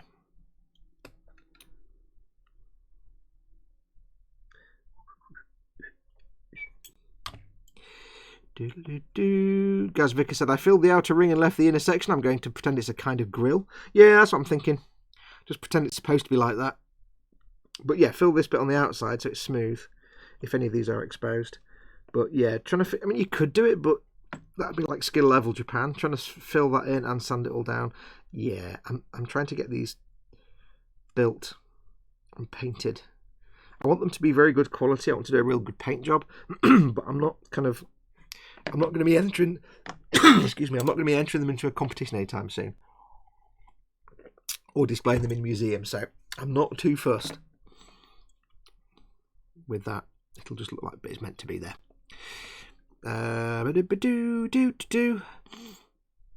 So look. Athol says, Dad, did you enjoy the IPMS show? And Dad says, I did. Fantastic weekend, thanks. Ian's car said, Hi Athol, a good one. Annoyed that I could not pre-order the limited Sisters box set. Yeah, George was panicking about that, but George has managed to order it now. George got his.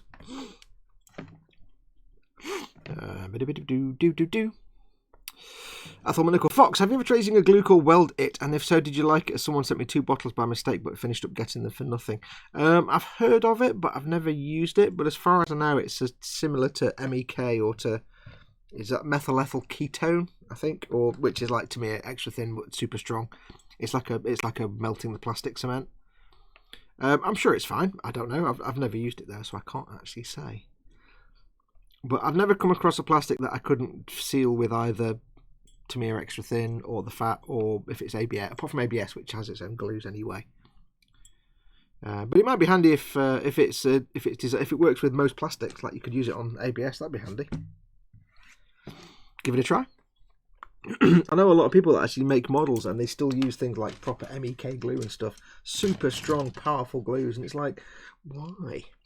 You don't really need to sometimes, because a lot of them now are powerful enough. I think it's the throwback from the old days when your only real choices were like Humbrol 77 or whatever it was, Britfix, stuff like that. But nowadays, there's lots of good glues out there. But I'm sure it's fine. Just slap it on, see what happens. Slap it on. What do you do, Ted? Slap it on. Yeah, there you go. Ted says just slap it on. Therefore, it must be correct. Okay, so we're going to spong these down on here. That covers up one lot of little seam lines that I don't need to worry about. Woohoo!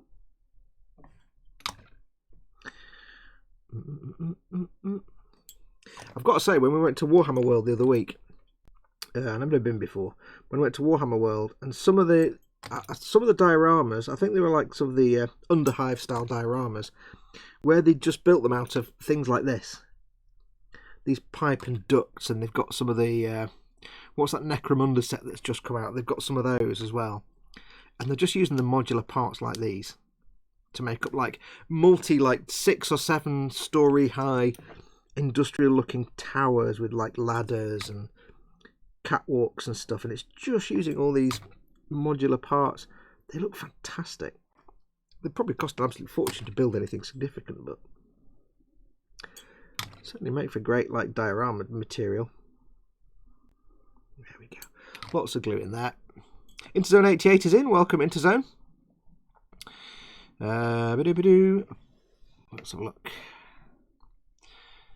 Paul Di Tommaso. Cy Kevin Reynolds should be notifying people of who their secret Santa should be any time now. Yep. Not heard from Cy for a few days. Probably just busy. But yes, he should be. I don't know when the closing date for the secret Santa was, but he should be soon notifying everybody when their secrets. If you've not done that already, if you go to the Boom Hut, I shall put a link in the chat.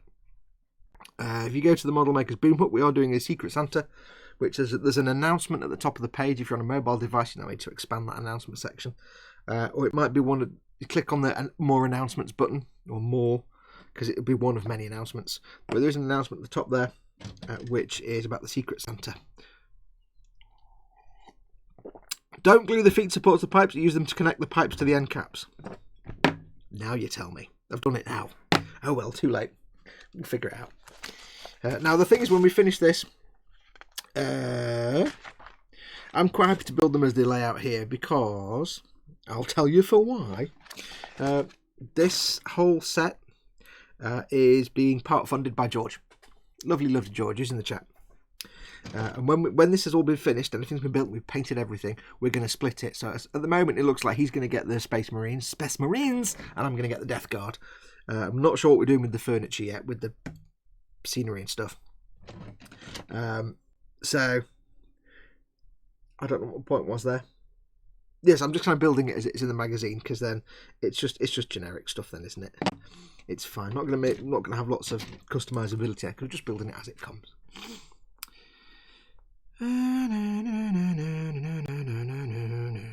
Too late more, says Dad. By gum, you're showing your age now, naming Humber or Blues. Yeah, Britvic 77. I always get it confused with Britvic. No, wait.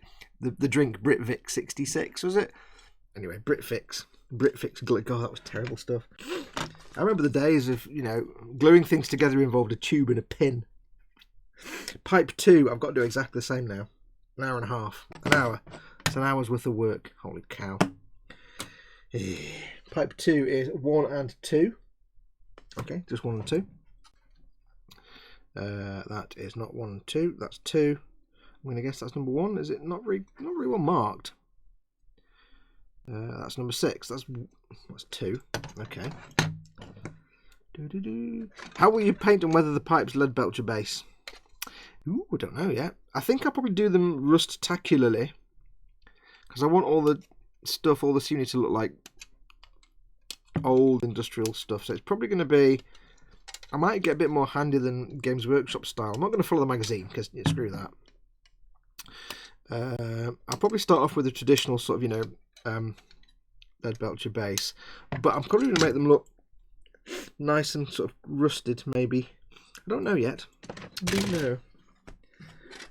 I'm not sure. Right, I need 1 and 2. There's 1. I was just watching a video today on how to paint tank tracks, and it used a very nice sort of splatter method for all the different rust tones, which came out looking fantastic. And I'm like, ooh. So I'm thinking that might work, but it's going to be a long time yet.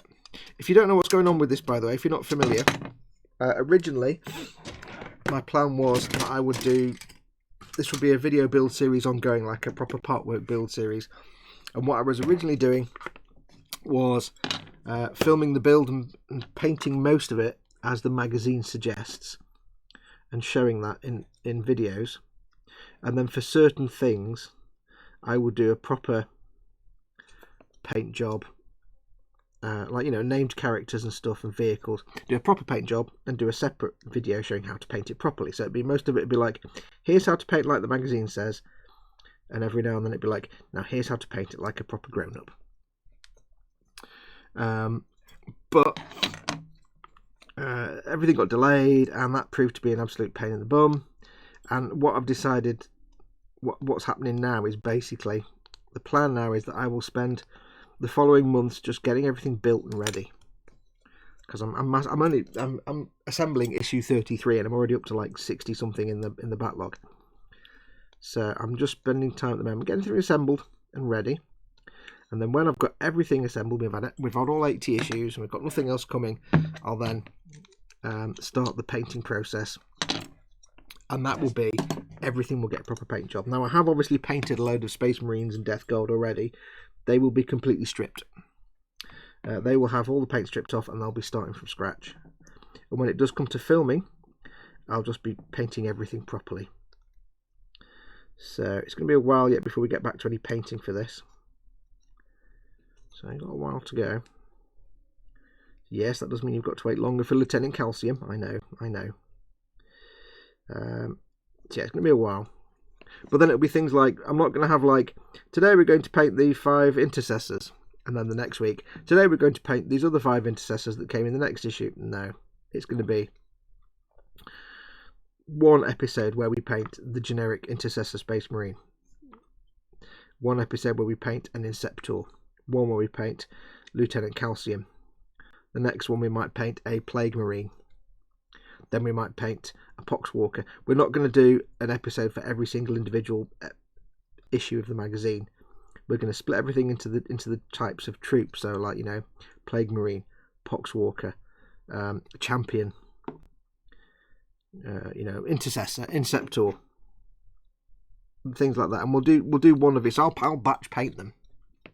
So we've got like 20 Space Marines.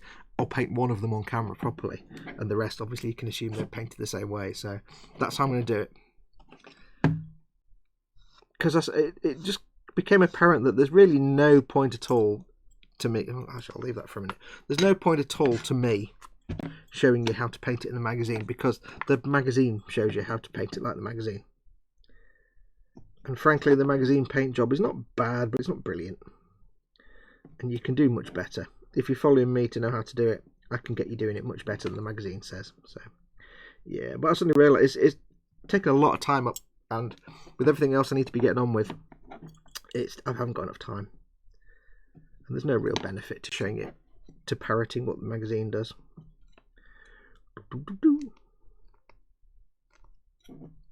So, yes. Right, so that's that bit. Trim that.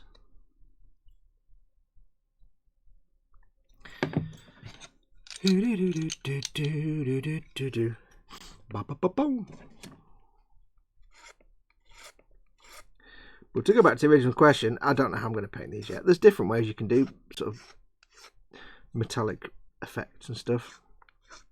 I don't know if they'll make them rusty or clean or just dirty, or who can say. I might go for a kind of Fallout 4 style. It's not very well joined. Sort of Fallout style. Not heavily corroded, but dirty and slightly corroded and tarnished. Maybe. And that can be quite easily done with things like just Agrax Earthshade and some Tamiya Chrome Silver and things like that. Bit of graphite. Don't know yet though. We shall find out.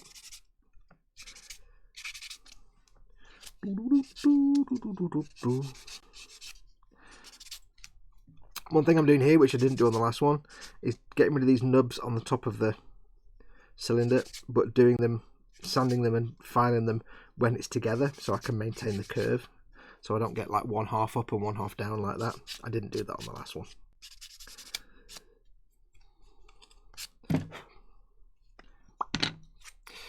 Where are we?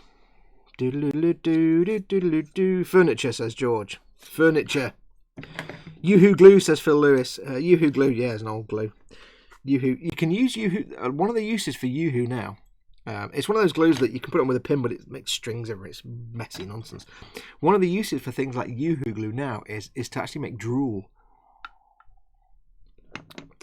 On, like, if you've got a monster with an open shouty mouth going rah like that, get some Yoo-hoo and you can tease it out into little strings, and you can make little strings and dribbles, and then you put a glaze over it, like a slimy glaze or a blood glaze, and it looks like a little dribble of like spit or drool or slime or something. Basie says, "Bear it back, I'm going to make a brew," and then actually got back before I'd even read it, saying got distracted by my doggos. Say hi to the doggos, bassist. We've got about 5 months left, if I counted correctly, for Conquest. Yeah, there's 20 issues left for me, so about 5 months. Athol says, to make a decent pipe effect, take 1 part metallic paint and 3 parts Viejo rust and mix together, and okay when painting on looks naff, but when dries looks great. Yeah, you can add it's one thing people don't realise, but you can add colours to metallic paints to get different effects. Raging Basis says, is that a fact about slime or goo? Yes. I'm trying to think of who's shown it. A few people have demoed it. I know for one, Dr. Faust Painting Clinic has shown it. I can't think who else has shown it.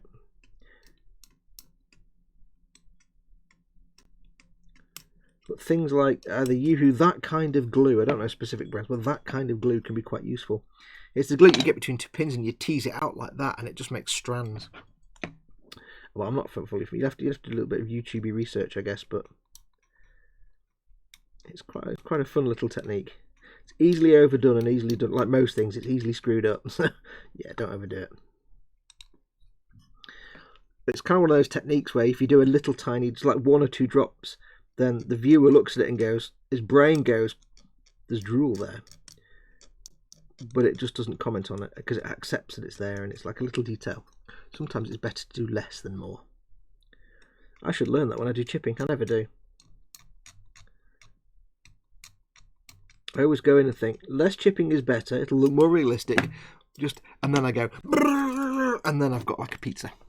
I can't stop myself doing too much chipping. It's physically impossible. Dad says raging mix blood for the blood gob. Great for dripping blood. Into Yoo-hoo glue, I assume that is Dad.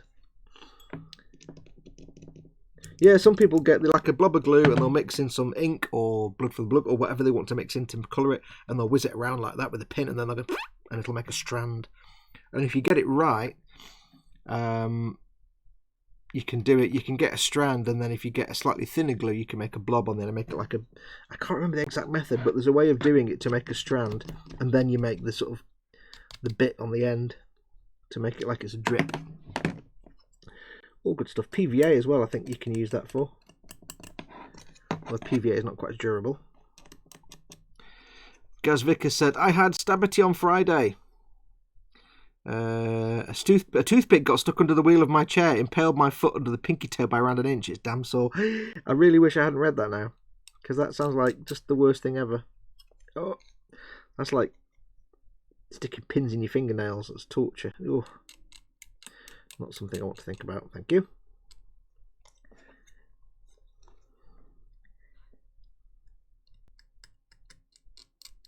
I think it's okay to talk about grievous wounds as long as it doesn't make people go eh and kind of curl up into a little ball. That's when the level of detail may have been a bit too great. I think. Wow, this is not exciting. I'm regretting doing pipes on the show because yeah, it's not fascinating. How many pipes have I got to do? 3. Yeah, okay, 3. There. Beyond Hope says, shucks, I forgot this stream was on. It's on. Shiro Plays says, good morning from the States. Good morning, Shiro Plays. Welcome, welcome. Today we are making tubes. It's not very exciting, I'm afraid. Not exciting tube time. Burp tasted really weird then. I just did a little burp and it had the most strangest taste.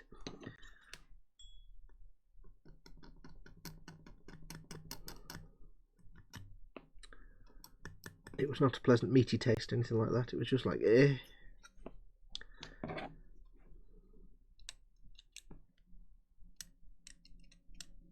Now, in reality, of course, I probably don't need to go to all this trouble to clean up all these bits like I'm doing, but I just have to do it. I can't leave a mould line on there. Beyond Hope says that would be more interesting if you added LED to simulate the plasma effect. What are we talking about? I've forgotten what you're referring to there, but that's adding lighting, and I'm allergic to lighting. I have no technical skills. You don't want me to do lighting, trust me on that.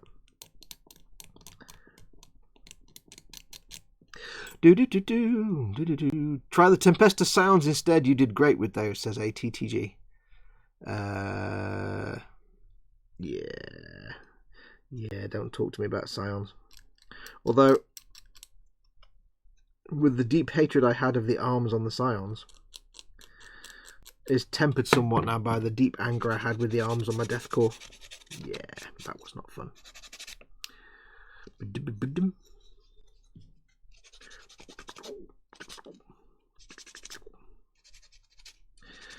Bit of this, bit of that.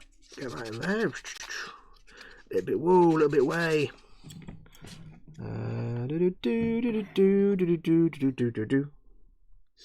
Sand that. Bit there, that bit there. Have them on camera. Yes. I don't know what I'm having for dinner today, actually. I never answered the belly and bench question. You know what's on my bench. I don't know what the plan is for belly later on, though.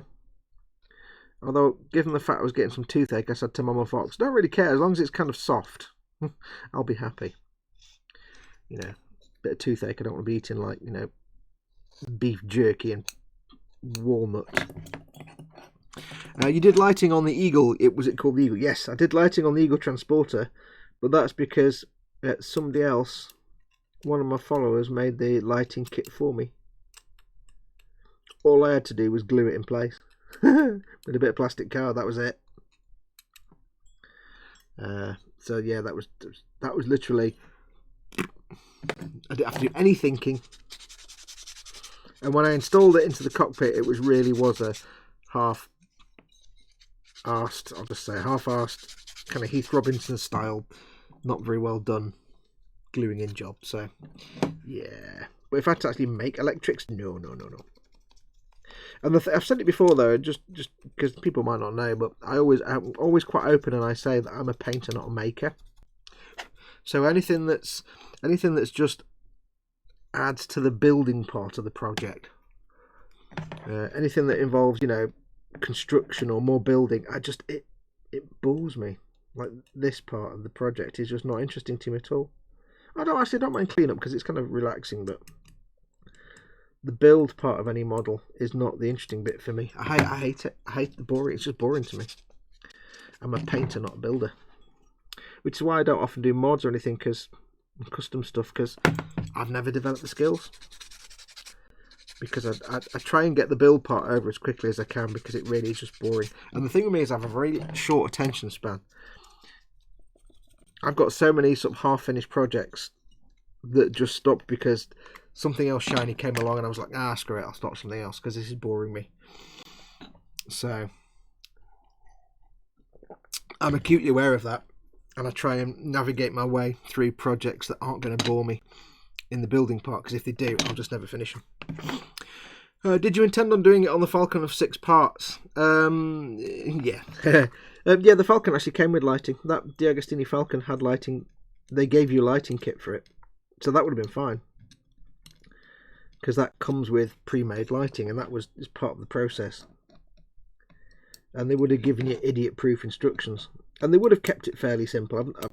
It's all in a cupboard, but I'm pretty sure that would have been fairly simple, sort of, you know, setup and installation. But it's when you buy a lighting kit and it just says, there you go, you need to drill these holes, do this, install a bit of thing here and do this, and you know, no. And the other thing is, of course, I don't really see the point. I'll be blatantly honest, to me, because the thing is, once I build a model, apart from if I had to get bored instantly, and if the build gets too complicated, I get bored and go off and do something else, and I want to avoid that. Once I've done a model, the moment it's finished and I've done all the photographs and a little bit of a video, it goes into the display cabinet, and then I never look at it ever again. Or very rarely, because as soon as I finish the project, it's of no interest to me. I'm bored. It's in the cupboard. I might look at it occasionally and go, ooh, I did a good job with that. But for the most part, it'll go into the cabinet, assuming I don't sell it, whatever I'm building. Assuming it doesn't get sold, it'll go into my cabinet, and then it's just there for other people to look at. Because I don't care, once I've done it, I'm in it for the fun of building it and painting it. So once it's done, I go to all the effort to put a lighting kit in. It means I get some nice photographs, but once it's done, it goes in the cabinet and it never gets turned on again. Why would I do that? Because it's just in the cabinet. So I don't bother. I don't see any benefit to it. I know, you know, it looks awesome and stuff, but if it's going to go in the cabinet and never be touched again, it just seems like a waste of time to go through all the hassle and stress of putting lighting in it, just for the sake of a few photos. Like I said, the Diag Falcon came with it, and this X-Wing that I'm doing, the big X-Wing, that comes with the lighting as well, but that's part of the project. And you'll get full instructions how to do it, and that's fine. But no, because I don't have any interest in the building side of it. I don't want to add extra hours in the construction end of the project. Because even a simple build, like, you know, a Warhammer, but even a simple build like this can get boring for me very quickly. And there's always that risk, if I get bored, I'm going to put it back in the box, gravitate towards the next exciting thing and never go back to it. So I'm consciously aware of how bored I get. Even something I've been wanting to build for a long time, and like a model I've been wanting to do for ages, I'll get it and I'll get bored halfway through. And the worst thing is not actually that I give up and put it in a box and just put it to one side and forget about it. The worst thing is that maybe I might get bored and start rushing to get it to the painting stage, and that's where mistakes happen, and that's even worse than abandoning it sometimes. So yeah, lighting and me, it's a bad idea.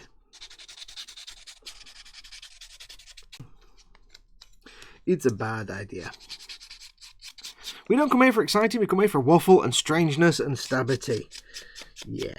Well, you get two of them today, at least so far. Captain Nemo says belly barbecue chicken, hash browns and buttered sweet corn with gravy. Ooh. Eon's car is going to be back in a minute, going to put on the roast potatoes.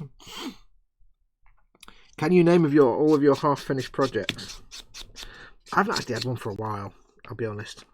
I've got loads of little ones. I've got various... I've got like they're all in the loft. They're all really old actually now, because there's not... Most of the stuff I do now I either sell or it was for a commission, so... But I've got... what have I got? I've got the Perfect Grade Zaku. I've got Willie's Jeep. I've got a couple of old plane kits from years ago. I've got the... What else have I got? Oh, so many of them. I've got the thing from... Oh, what's it called? Oh, god damn it. I can't remember the name of it. Star Trek. Mackie Raider. Started on that. Got bored.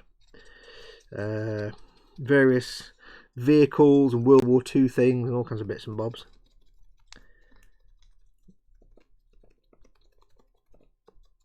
I've got some, Warhammer stuff. I've got things that I haven't painted yet. I've got my couple of Orc vehicles. So I've got the Boomdecker Snaz wagon and the Shock Jet Jump Dragster thing. I've got I'm just looking at it now. Age of Sigmar Shouty Horse, Space Horse thing. I can't remember what it's called. A couple of Sigmar monsters, some vehicles and bits and bobs that I've built, just not painted yet. But that's just because I haven't got around to painting them yet. I've got a couple of Astra Militarum tanks I haven't painted, because like a Lehman Russ and a anti-aircraft thing that I can't remember about what's it called? The anti-aircraft thing that I've not painted yet, because I've not decided what colours I'm going to do my Astra Militarum army. I know I painted that Chimera, but that might not end up being the right colours, so I don't know yet.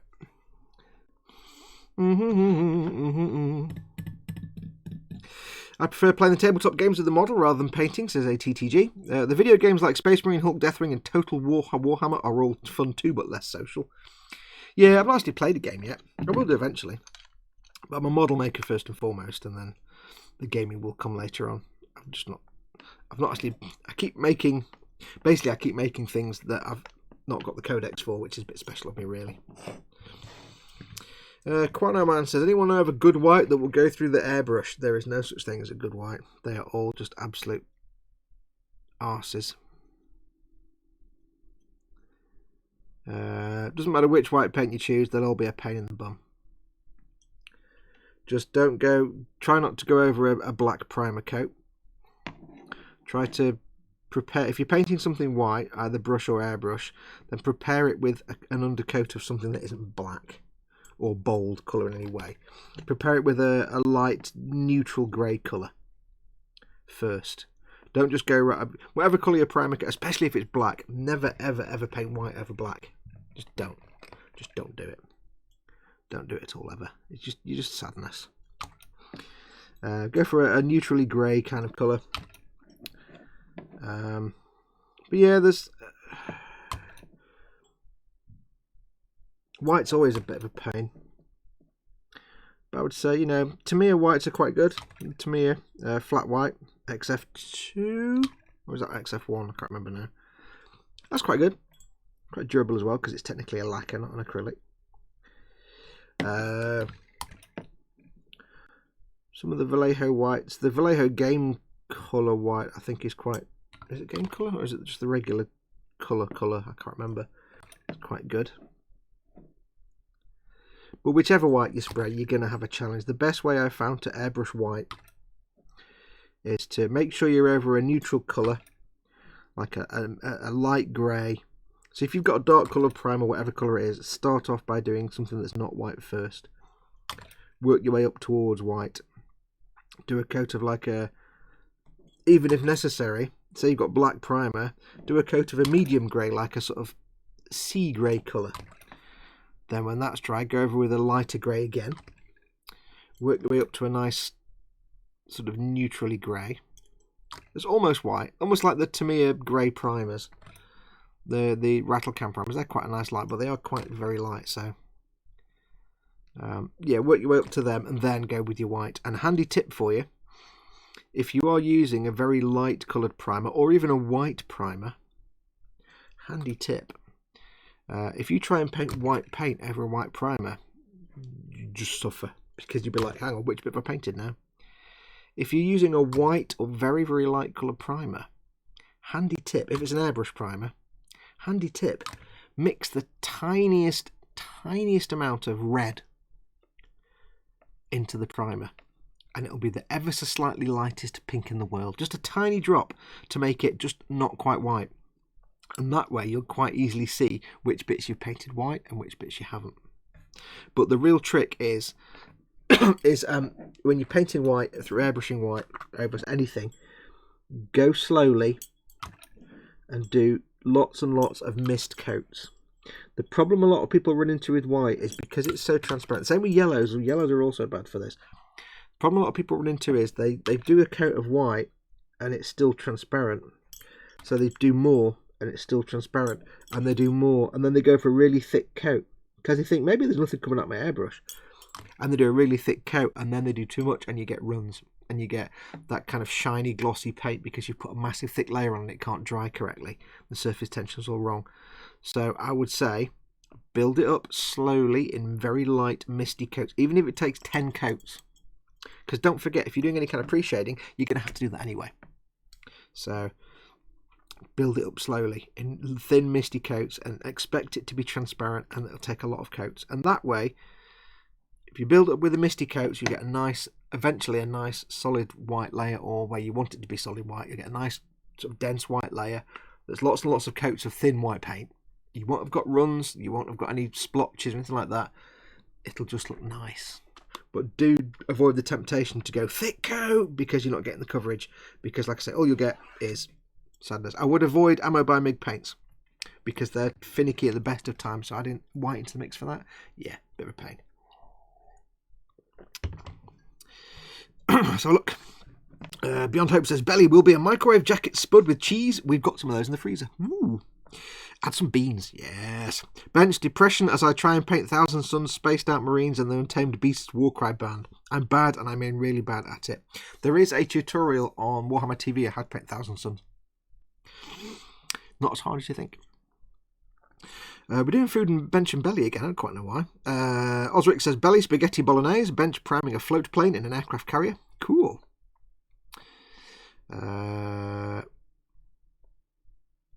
Quano, Beyond Hope makes a good point. Quano, any artist ink should work. Yes, that's another point. I forgot about that. If another option for things like whites and yellows, if you can, artist inks are very densely pigmented. They're quite transparent, but they're very densely pigmented and they're very smooth, and the pigment is very, very fine, often finer than most paints.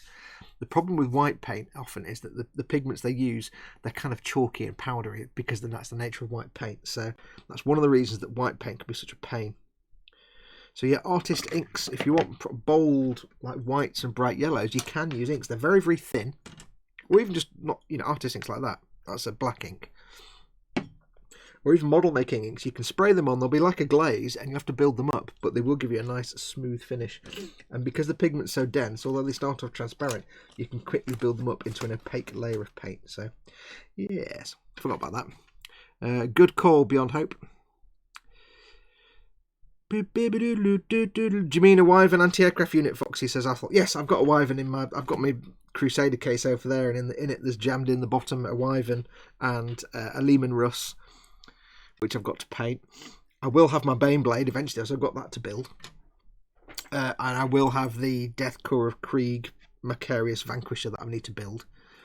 I will have eventually a Death Corps unit, I think, in my army, but I'll need to pay someone to actually assemble the dudes, because give me one or two, give me like a couple of dudes and I can figure the arms out. Give me the reason I didn't build my Death Corps and finish building the dudes was I got all the arms mixed up and I didn't know which arm went where, and it just became a living nightmare, so I gave up after building 3 of them. I couldn't get the arms to match and I just threw them back in the bag in disgust. So yeah, what I'll do is I'll probably build up slowly a load of the figures for my Death Corps, and then I'll just pay someone to just assemble them. I'll paint them, but I'll just pay someone to assemble them. So like here's 40 Death Corps dudes. Can you just build them, please? Because it all went wrong. Let's have a look. XF2 Fox, I know this as I'm looking at the bottle. I only know 2 colours from Tamir, and that's XF1 is black, flat black, and XF2 is flat white, but I always get them mixed up, but I know one and the other. Carolina Roberto is back, woohoo! Who's going to go and see the new Star Wars movie, says Bassist. I'll probably see it. I won't go and see it, but I will watch it. I've not been to cinema for a long time. I've kind of got to the point where I'd really rather watch it in the privacy of my own home with ability to pause and go and get a beverage or go for a wee, rather than spend 20 quid on a hot dog that's not that great and I can't go for a wee without missing half the film. Well, half the film, you know what I mean. But I'll watch it. I've been watching The Mandalorian. I've seen the first 2 episodes of The Mandalorian. It's really good. It's really good. It's really, really good. If you haven't seen it, I'm not going to tell you anything about it. It is good. If you've got the opportunity to watch it, however you may actually watch it, if you've got the opportunity to, I do recommend it. I think it's going to come along quite nicely. I'm really liking it so far. I'm liking the kind of man with no name spaghetti western vibe, which is made even more obvious by the end titles, which really tell you they're doing a spaghetti western, basically. So yeah, it's quite good. I don't like that. Wayne Hayward says, I don't have a problem with the prequels or the new films. I don't have any problem at all with any of the new films. I can't stand the prequels, but not because of any other reason. They're just crap. They're just boring and not exciting, and they're a bit needy. The new films, I have no problem with them at all.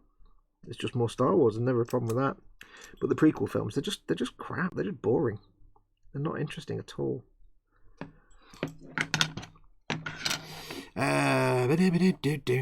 No spoilers, says Gaz Vickers. No, I'm not giving any spoilers about it. Don't worry. Raging Basis says, probably not. I can't use my Limitless card for the two other movies in December, then I will just feel like I'm getting the use out of it. But my love of Star Wars is on life support.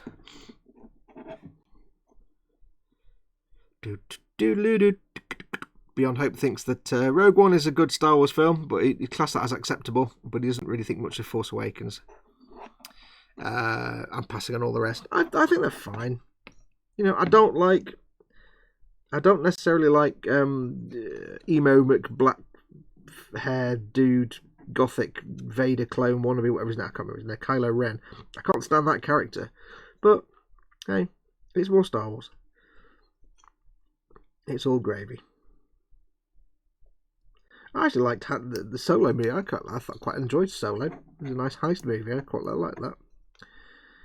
I'm not like some kind of rabid fanboy that goes, oh my god, they ruined my childhood a bit. It's like, no, shut up. It's a movie. It's supposed to be fun. Don't take it so seriously. Apart from the prequels, which are just absolute garbage. But that's just because they are garbage. Not because they're bad Star Wars. It's just because they're just bad. They're not interesting. They're over-complicated. And they're just... Even if it wasn't a Star Wars movie, they'd still be terrible.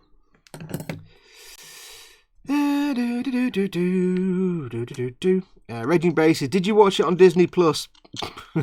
No. I ain't paying Disney. The only thing that Disney makes that I would want to watch is Star Wars, and I'm not paying for a monthly thing just to have access to the Star Wars movies I've already got. No. Let's just leave it at that. Yeah. But yes, it is very, very good. The Mandalorian, it's very, very good.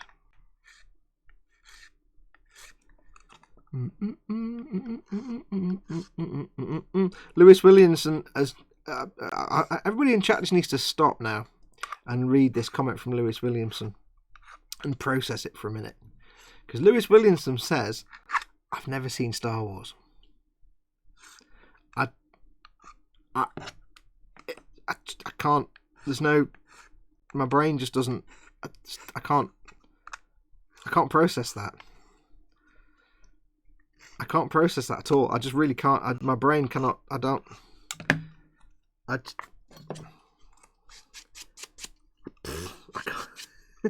I don't know how you cannot have watched Star Wars. I don't understand. I don't understand. Somebody might need to explain that to me somehow, I think. Dude, you need to watch some Star Wars. Get yourself some Star Wars goodness. Let's have a look. Episode 1 was still the worst Star... Well, start again. Episode 1 was the worst Star Wars film still. 4, 5 and 6, the best. Well, okay. Star Wars A New Hope, obviously the best. Empire Strikes Back's a bit better. So I'd say Empire was better than New Hope. Jedi... Okay, Jedi was the first hint we got that George Lucas may not be the genius we all think he is. Yeah, that was not the best. Then the 3 prequel films, that's just confirmation that George Lucas isn't actually that talented and that nobody at LucasArts had the nerve to say no to him.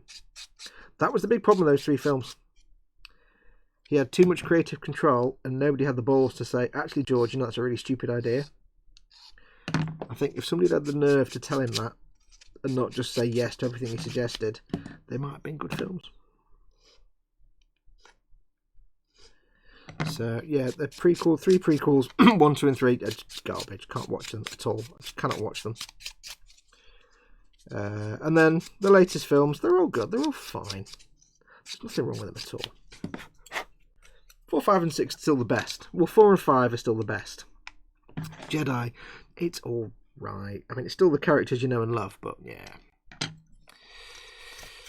Let's have a look.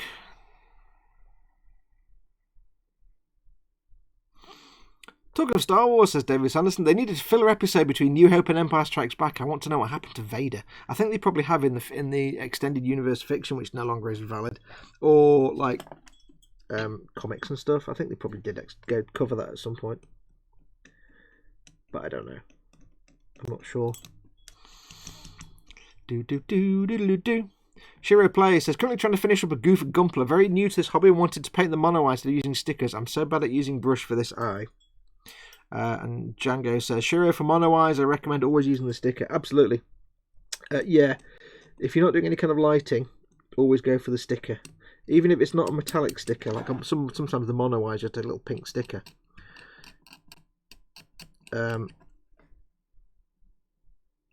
Most Gunpla, I throw the stickers away because they're all garbage, except camera lenses and eyes. And there's two different types. For actual mobile suits, you often get the foil stickers, which are the shiny metallic ones, and they don't have a visible edge, as in the printing of the camera or the eye goes over the edge where the sticker pulls apart. And no matter how, so let's say you're building an RX-78 no matter how well you try and paint those eyes, those camera eyes, they will look absolute pants compared to the shiny metallic stickers. So the only time I ever use stickers on Gunpla is for the camera lenses, like things like scopes and things like that, where it's a shiny metallic sticker, and on the eyes, the eye cameras. And what I tend to do is, quite simply, put the stickers in place over the eye, clear eye parts, burnish them down as flat as I can with a cotton bud, or Q-tip if you're in America. Burnish them down so they fit into all the little shapes, and then brush over them with a gloss varnish. I use Pledge, but any kind of gloss varnish that's brushable will do, which will do 2 things. It will first of all seal them in so they don't just peel off, and also it improves them and makes them a bit more reflective. So they're already shiny because they're printed on reflective metallic silver paper, but then also the gloss gives them a shine as well, so they can catch the light. And I always recommend doing that. I always do that on Gunpla. I've painted the eyes like once or twice and it never looked as good as the stickers. All the other stickers you can throw away. But for things like Zakka and Goof, where they don't necessarily have that shiny metallic sticker, it just has the pink circle that's just it's not shiny anyway.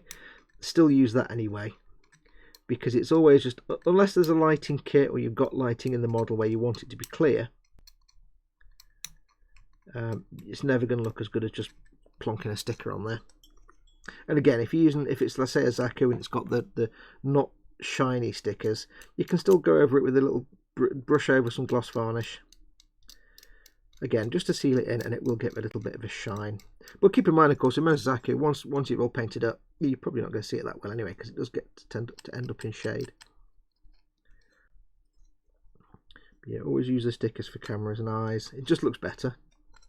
Because if you, like, I finished Gunpla where it's on the little spinny rotatey thing, and I'm filming it go around, saying, "Yeah, we finished this build," and you'll see every now and then as they go through. If you watch my like Freedom Gundam or Strike, 160 Strike Gundam and things like that, you'll see it rotate round. Then as the light hits the eyes, because it's a shiny metallic sticker that I've also gloss coated, then all you see is the matte paint job on the helmet, on the head, and suddenly a little sparkle as the eyes go past, and you get that glint, which you'd never get painting. If you're lighting it, then often the eye parts will be clear plastic. If you're lighting it, what you can do is use clear paints, like Tamiya clear paints, or various brands do clear transparent colours, which just tint the clear part green or red or whatever, but also leave it so the light can shine through. But I don't recommend using clear paints if you're not lighting it, because they don't show up. It'll just look black if you use a clear paint without lighting. So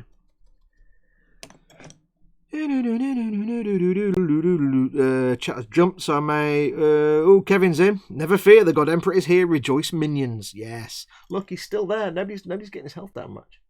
See, Kev, you've been there for months. Everybody's bored with you being the stream boss now, but not bored enough. Remember, Simon Reynolds is our current stream boss, and if you want a chance to win 500 quid to spend at Games Workshop or Forge World or Goblin Gaming if you're in the UK, you need to start working on getting Simon Reynolds not the stream boss anymore. Whoever gets him down to 0 will inherit all the money raised through tips and super chats. So remember, all you need to do, take some of his health off, is do a super chat, which is the little dollar symbol at the bottom of the chat window. Do a super chat, or do a tip through the tip jar, streamlabs.com/modelmakingguru. And everything you put through will reduce his health. The more you put through, it's like so many points per dollar, so the more you put through, the more of his health you take off. But if you get him to 0, you win a budget of all the money raised. So if all the tips and super chats come to 500 quid, which is what happened when Sai became stream boss, I then say, you've got 500 quid, or however much it is, to spend. And you can then, basically, you tell me what you want me to order for you from Games Workshop or Forge World, or Goblin Gaming if you're in the EU. And I order it, and it arrives on your doorstep, and it costs you nothing. Although, quick disclaimer, if you're outside the EU, you may, of course, have to pay import charges, but that's nothing to do with me. Just be aware of that. I can't control that. You've got to pay for that yourself.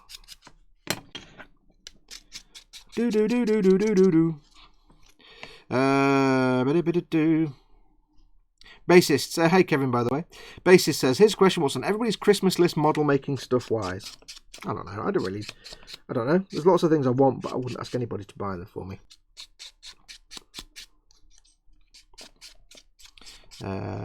Dave says, we had a good look at the Vulcan at Telford. It was a bit underwhelming, but that was probably because it was just in primer. It was small as well. When I was a kid, I made one that I'm sure was bigger than that, but maybe I made a 1/48 scale one. I don't know. When I was a kid, I'm sure it was bigger. But the thing about the Vulcan is, it is not an interesting aircraft to look at if it's not big. The thing that made the Vulcan a legendary kit to me was the size of the kit, because it's quite a sleek, streamlined ship. A vehicle. There's not a lot of stuff on it. Not a lot going on. It's not very busy. Oh, got one of the seam lines I thought I got rid of. Gosh darn it. There. Seam lines that I totally hadn't got rid of. Damn you. Damn you to heck. I'll have a look in a minute and see what you're all wanting for Christmas.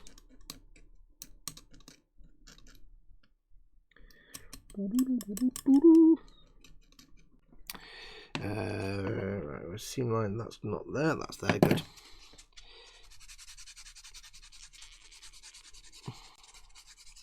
Django says, my model making wish list for Christmas, I guess just more mini 4-wheel drive stuff. Bassist says, if I become stream boss, I'd order so much D&D and Judge Dredd stuff from Goblin.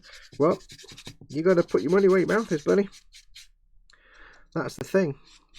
That's the thing to remember. If you're in the EU, somewhere that Goblin ships to, remember, here is my link. It's in chat now, or it will be in 30 seconds. Goblin Gaming offer 20% off Games Workshop, Conflict 47 and Malifaux, and massive savings on everything else they sell. They do support this channel. Use that link that I posted in the chat. Don't just go to goblingaming.co.uk, but use that specific link because that tells them I sent you and I earn some income off that. But yes, if you do win the stream boss, if I say you've got £450 to spend at Games Workshop, you could buy 450 quid worth of stuff. But of course, Goblin Gaming is 20% off. So you do the maths. You can spend a lot. You can spend the same amount and get more. So if you're in the EU and you win the stream boss, do it. I've lost my brush. Where's my brush? There's my brush. And I have seen people, don't forget, people have put in massive amounts into the stream boss just to win. Don't forget, last time we did this, we had one of the reasons Kevin got in was because he put like 250 quid down. Bong, there you go, and knocked Aviad off the top spot.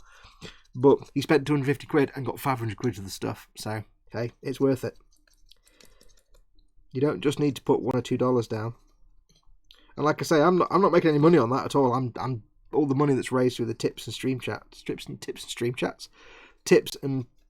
stream things, chat things, super chats, just goes into a pot, and then I tell you how much it is, and you spend it. Let's have a look.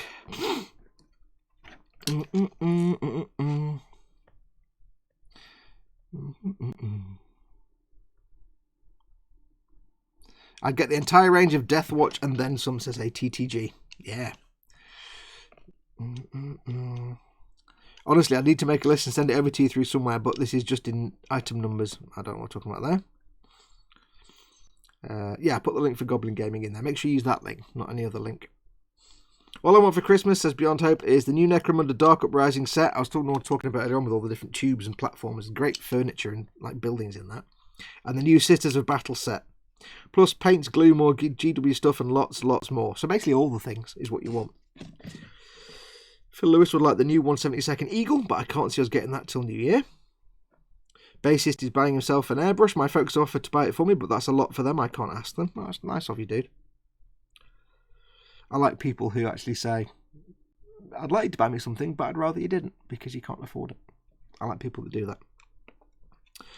David Butch, that model, says his missus knows that he wants Alarielle the Ever Queen for Christmas. That's the big stag beetle with the lady on top.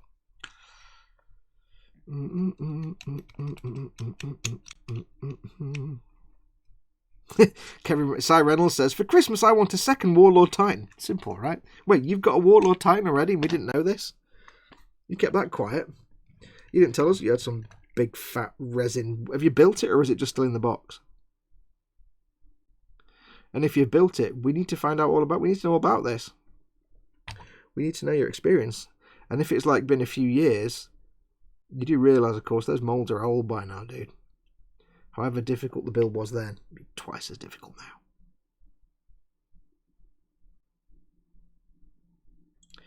Do. You know what I'd love for Christmas? For GW to say, we're making Deathcore of Krieg plastic. That would be just the best. I want to do a Deathcore of Krieg army, but I've told you the problems I had with the resin and also the cost. Because how can you not like Deathcore? Deathcore just kick ass. Now, it has to be said, the set I tried and failed to build miserably, at building that sent me off in a rage quit, were the squad firing. 10 dudes firing their weapons. Not necessarily running anywhere, but just firing their weapons. It was a squad firing. And I went onto the website to check something about them. And they'd gone. Ooh, and the squad firing. There's still the squad advancing. There's still the squad at rest. And there's other bits and bobs, other little squad packs and stuff. But the squad firing had gone. Now this normally, and I know realistically, this just means that the last production run is sold. And they haven't got any more left to sell. And they'll probably have to just wait till they make more. Or it can mean, because they're resin, remember, it could mean that the mould is either exhausted beyond any more use or broken, and therefore, and they don't have any left in stock. So again, it might mean either they have to retool them completely, like create new moulds, or start from scratch with them. But there's one possibility that my mind was like, this could be good, because my little mind was going, it probably just means that the mould is broken, or they need to just remake a new mould. It's old and tired, they need to remake it. But I started thinking, but what if it means what if it means that they're not going to do any more because they used up all the stock? They're not going to make, because they're going to do plastic in a couple of years. Ooh! And my brain, for a little brief second, my brain went all excited like a puppy dog with a tennis ball. And after a minute, I'm like, no, it just means that the mould's bust. They need to make a new one. Shut up. Well, it could also mean they're just discontinuing Deathcore of Krieg, but I'm pretty sure that Deathcore of Krieg is probably one of Forge World's best-selling things anyway. I hear tell. I don't know for sure, but I hear tell. It's one of the best-selling ranges they do, so I'm pretty sure they wouldn't want to abandon Deathcore. But I just, imagine if GW said, we're going to do plastic Deathcore, I would just give them all my kidneys. All of them. Eon's Car says, for Christmas, more Space Marines and an Imperial Knight. Fox, it's taken GW 30 plus years to make the Sisters of Battle into plastic. Deathcore of Krieg, expecting the 2100. Yeah, that's the thing. That's the thing. They have done the plastic Sisters, but... Paul de Tomaso's going to need to get some new hands for his DM1100 Strike Launcher Kit. Arg. Simon Reynolds says, well, about his Titan, it's built, but it was a lot of fun, but it has something like 300 pins, 2 bottles of BSI Instacure. Wow. Yeah. Mordraka says, Christmas list, more Death Guard or Nurgle Demons. Simon Reynolds says, full scale, I have number 19. I don't know what we're talking about there. Django says, Paul, there are aftermarket posable hands from Japan you could get. Oh yeah, there's loads of aftermarket third-party hand kits for Gunplas.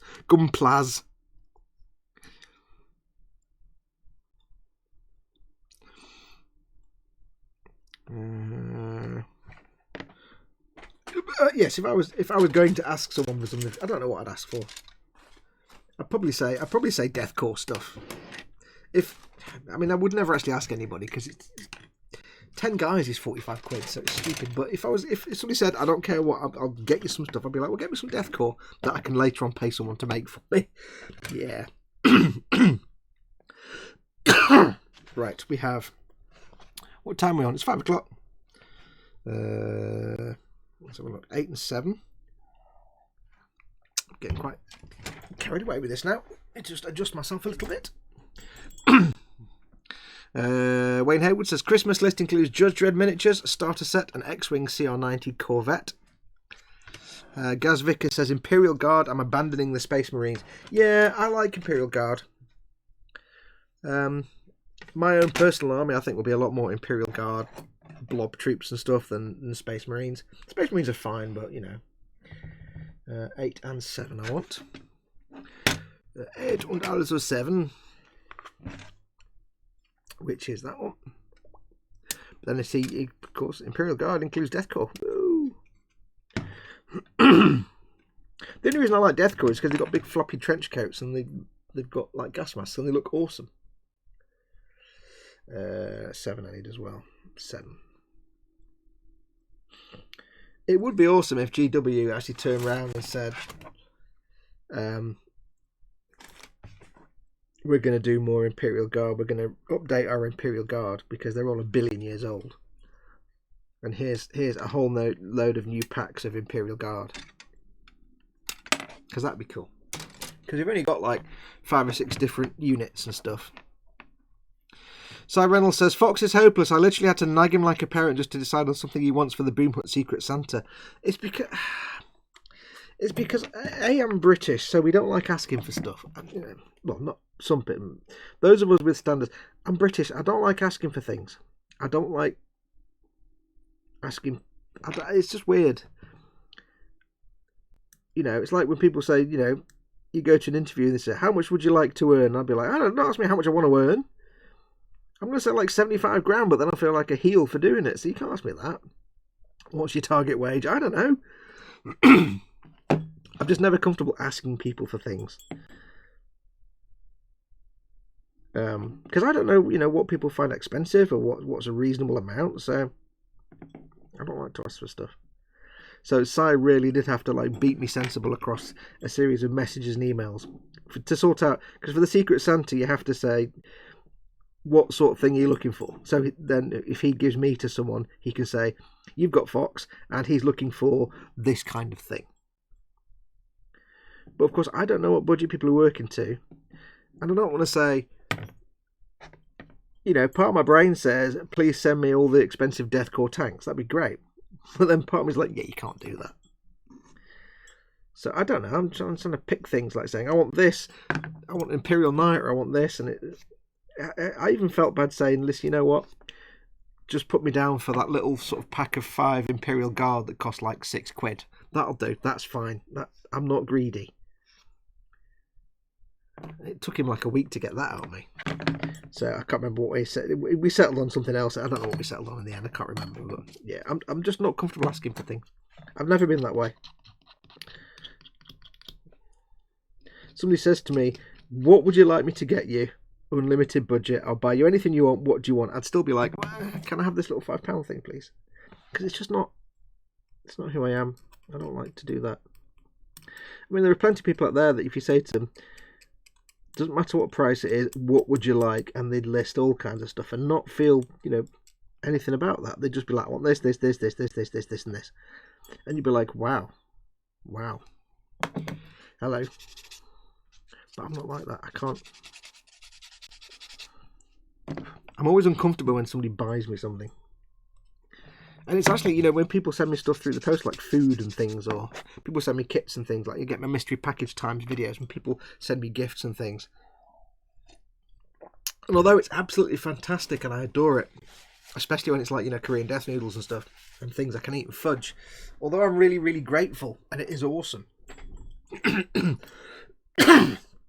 also makes me really uncomfortable because I don't know how to process it that somebody sent me something, spent money on me. It's really weird. It's hard to explain, really.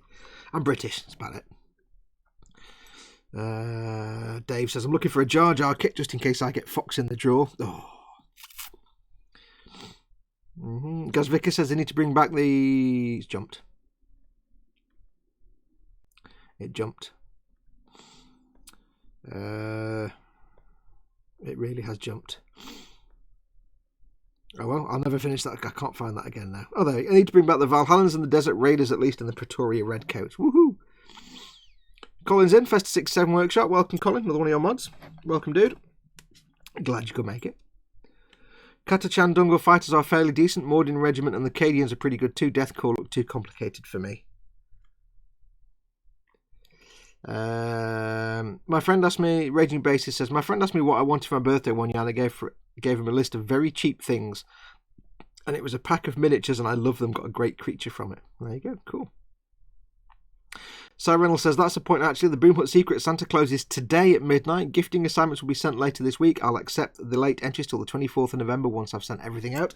In case you've forgotten, I did this earlier, but there's a link in chat going in the next 30 seconds for the Boom Hut. If you're not a member already, then why? Make sure you remember. You'll get in within 24 hours anyway. Make sure you remember and read. It's one of the announcement posts at the top of the page. There's more than one, so you might have to go into the see other posts button. And if you're on mobile, you might need to expand that section. It's in the announcement section with all the details that you need to do. What you need to do to join the Secret Santa. It's good fun. I think there's like 1 billion people joined it this year. It's like, holy cow. I think Si said there were like 1 trillion people or something. Paul D. Tomas says you can't go wrong with fudge for Fox. Yeah. Not rum and raisin, though. We had this conversation with somebody the other day. I don't like rum and raisin. Bizarrely. Don't know why. I'm not comfortable people spending lots of money on me, especially for my birthday, says Bassist. Yeah, I'm not. I'm the same. There's something about it. It's just not...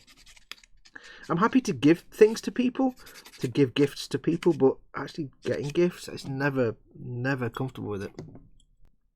And, you know, there's a little bit of my brain that's like really happy that I received the gift. Don't get me wrong. I'm not going to turn them down. And of course I'm like, wow, that's brilliant. And I love it. But there's still a part of me that's like, oh, to ask for something. Like a gift that I didn't expect is brilliant. But to ask, what would you like me to buy you? I can't answer that question. Right, so this needs to go together thusly. Not hard to figure that one out. Bit of the glue. Simon Reynolds says, if you request to join during the stream, the boom hut that is, I'll let you in providing you answer the questions on the form, or I will decline your butt for being a spoon. Yes, if you haven't joined the boom hut and you're about to go and do it now, for the love of dog, answer the damn questions. We ask you some very simple questions when you join. To make sure that we're not letting unsavoury people join the group. We try and protect our members from spam and nonsense and all that kind of crap. So, answer the questions.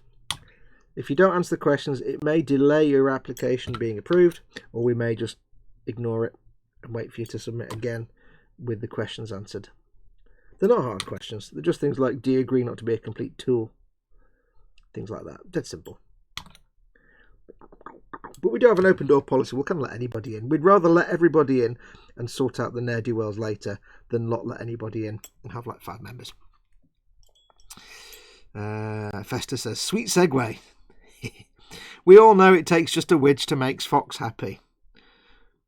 I'm not even going to get involved in that conversation. That can go too many different ways. Can't go wrong with fudge for Fox, says Paul.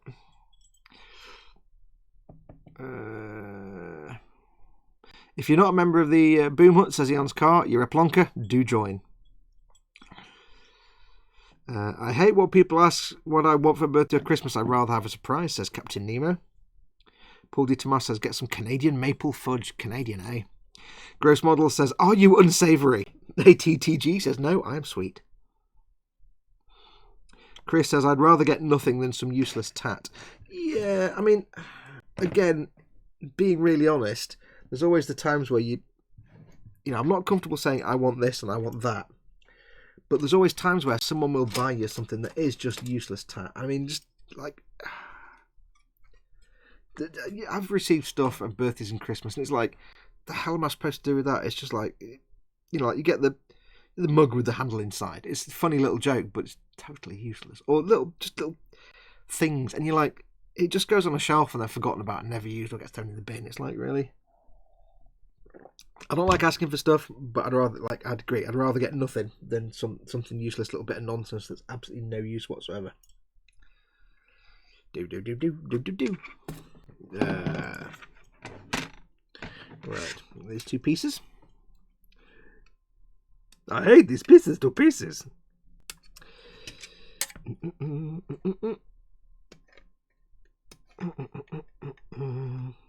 Kapling.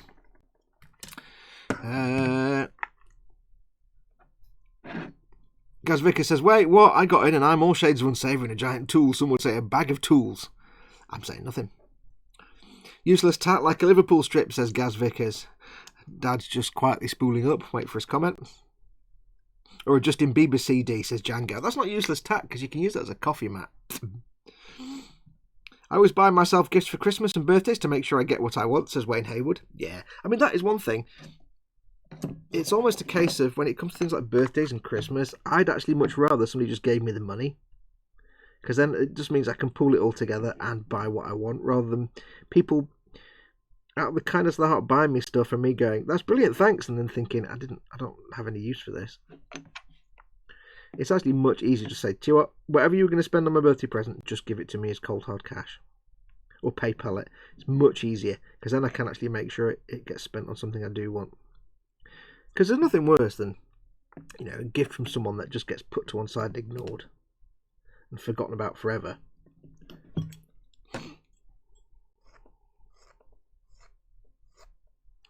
Do.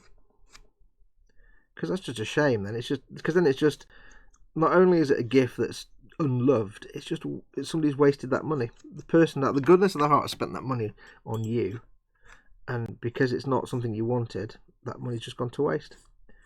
So I just say to people, you know what, just whatever you were going to spend, I don't care if it's £1 or £100, doesn't matter what it is, just PayPal them with the money instead, because then at least that way you're not just throwing money away, it's going to go to good use.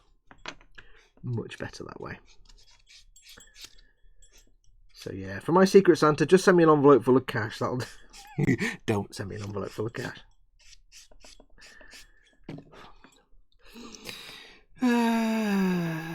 Speedy Kuwait says, isn't any football strip tat? Actually, I would agree, because I can't stand sport. I find sport boring and football doubly so. So yeah, don't get me started on football. Gaz Vicker said, I know, that's why I said it, Dad. Sorry, man. Nothing I buy you is out of kindness. It's all deliberately evil, says Paul at Team Inept. Well, that's different, though, isn't it? That's different. Like doing something like when Paul gets me little tatty gifts and stuff. That's just fun. That's not, it's kind of different. That's not when you're expecting thoughtful birthday gifts. That's different. There's certain times to buy proper gifts. I would expect nothing less than like Paul or Chris to just give me silly nonsense, because that's fine. That's what's kind of expected. It's kind of the friendship we have. And my other friends, like when everybody went to Telford the other year, and what did Scott get me as a gift from Telford? I think it was Scott, whoever it was, for the group of them. One of the things I got was basically a bag full of tank tracks. Not specific, just random 30 or 40 just random tank tracks. Some that big, little bits, big fit bit. And that was the best thing ever, because it was hilarious. Utterly useless. Apart from Greebles, but it was hilarious. Best thing ever, that. So yeah. But that's different, because that's just your mates being silly, and that's what you expect. But when it's people that are actually doing thoughtful gifts, yeah, I'd rather just say, you know what, just give me the cash. I can put it to good use, and you're not wasting your money then.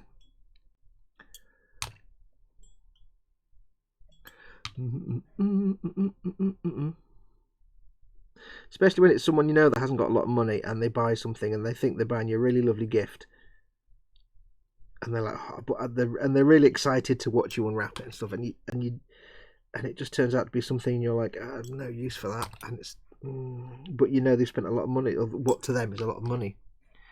Then you feel really bad.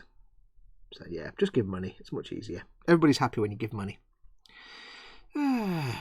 Right, that's it. Whoever gets Fox for the Secret Santa, I will send you £10. Send him this £10 in pennies.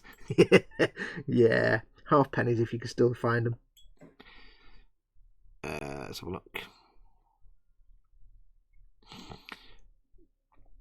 The ultimate gift for Fox, gift voucher for a model shop or supplier. Yeah, I suppose you could do that. But even then, I suppose you don't know.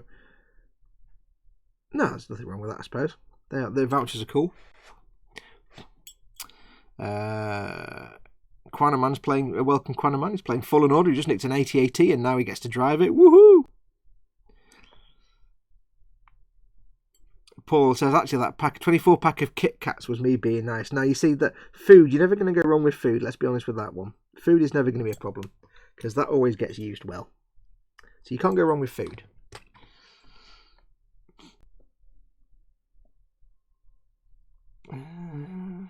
ATDG says, that's a dick move, man, but I don't know what he's referring to.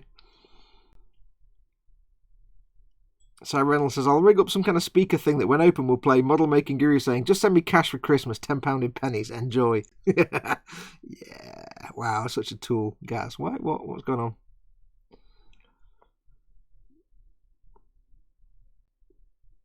I must have missed something.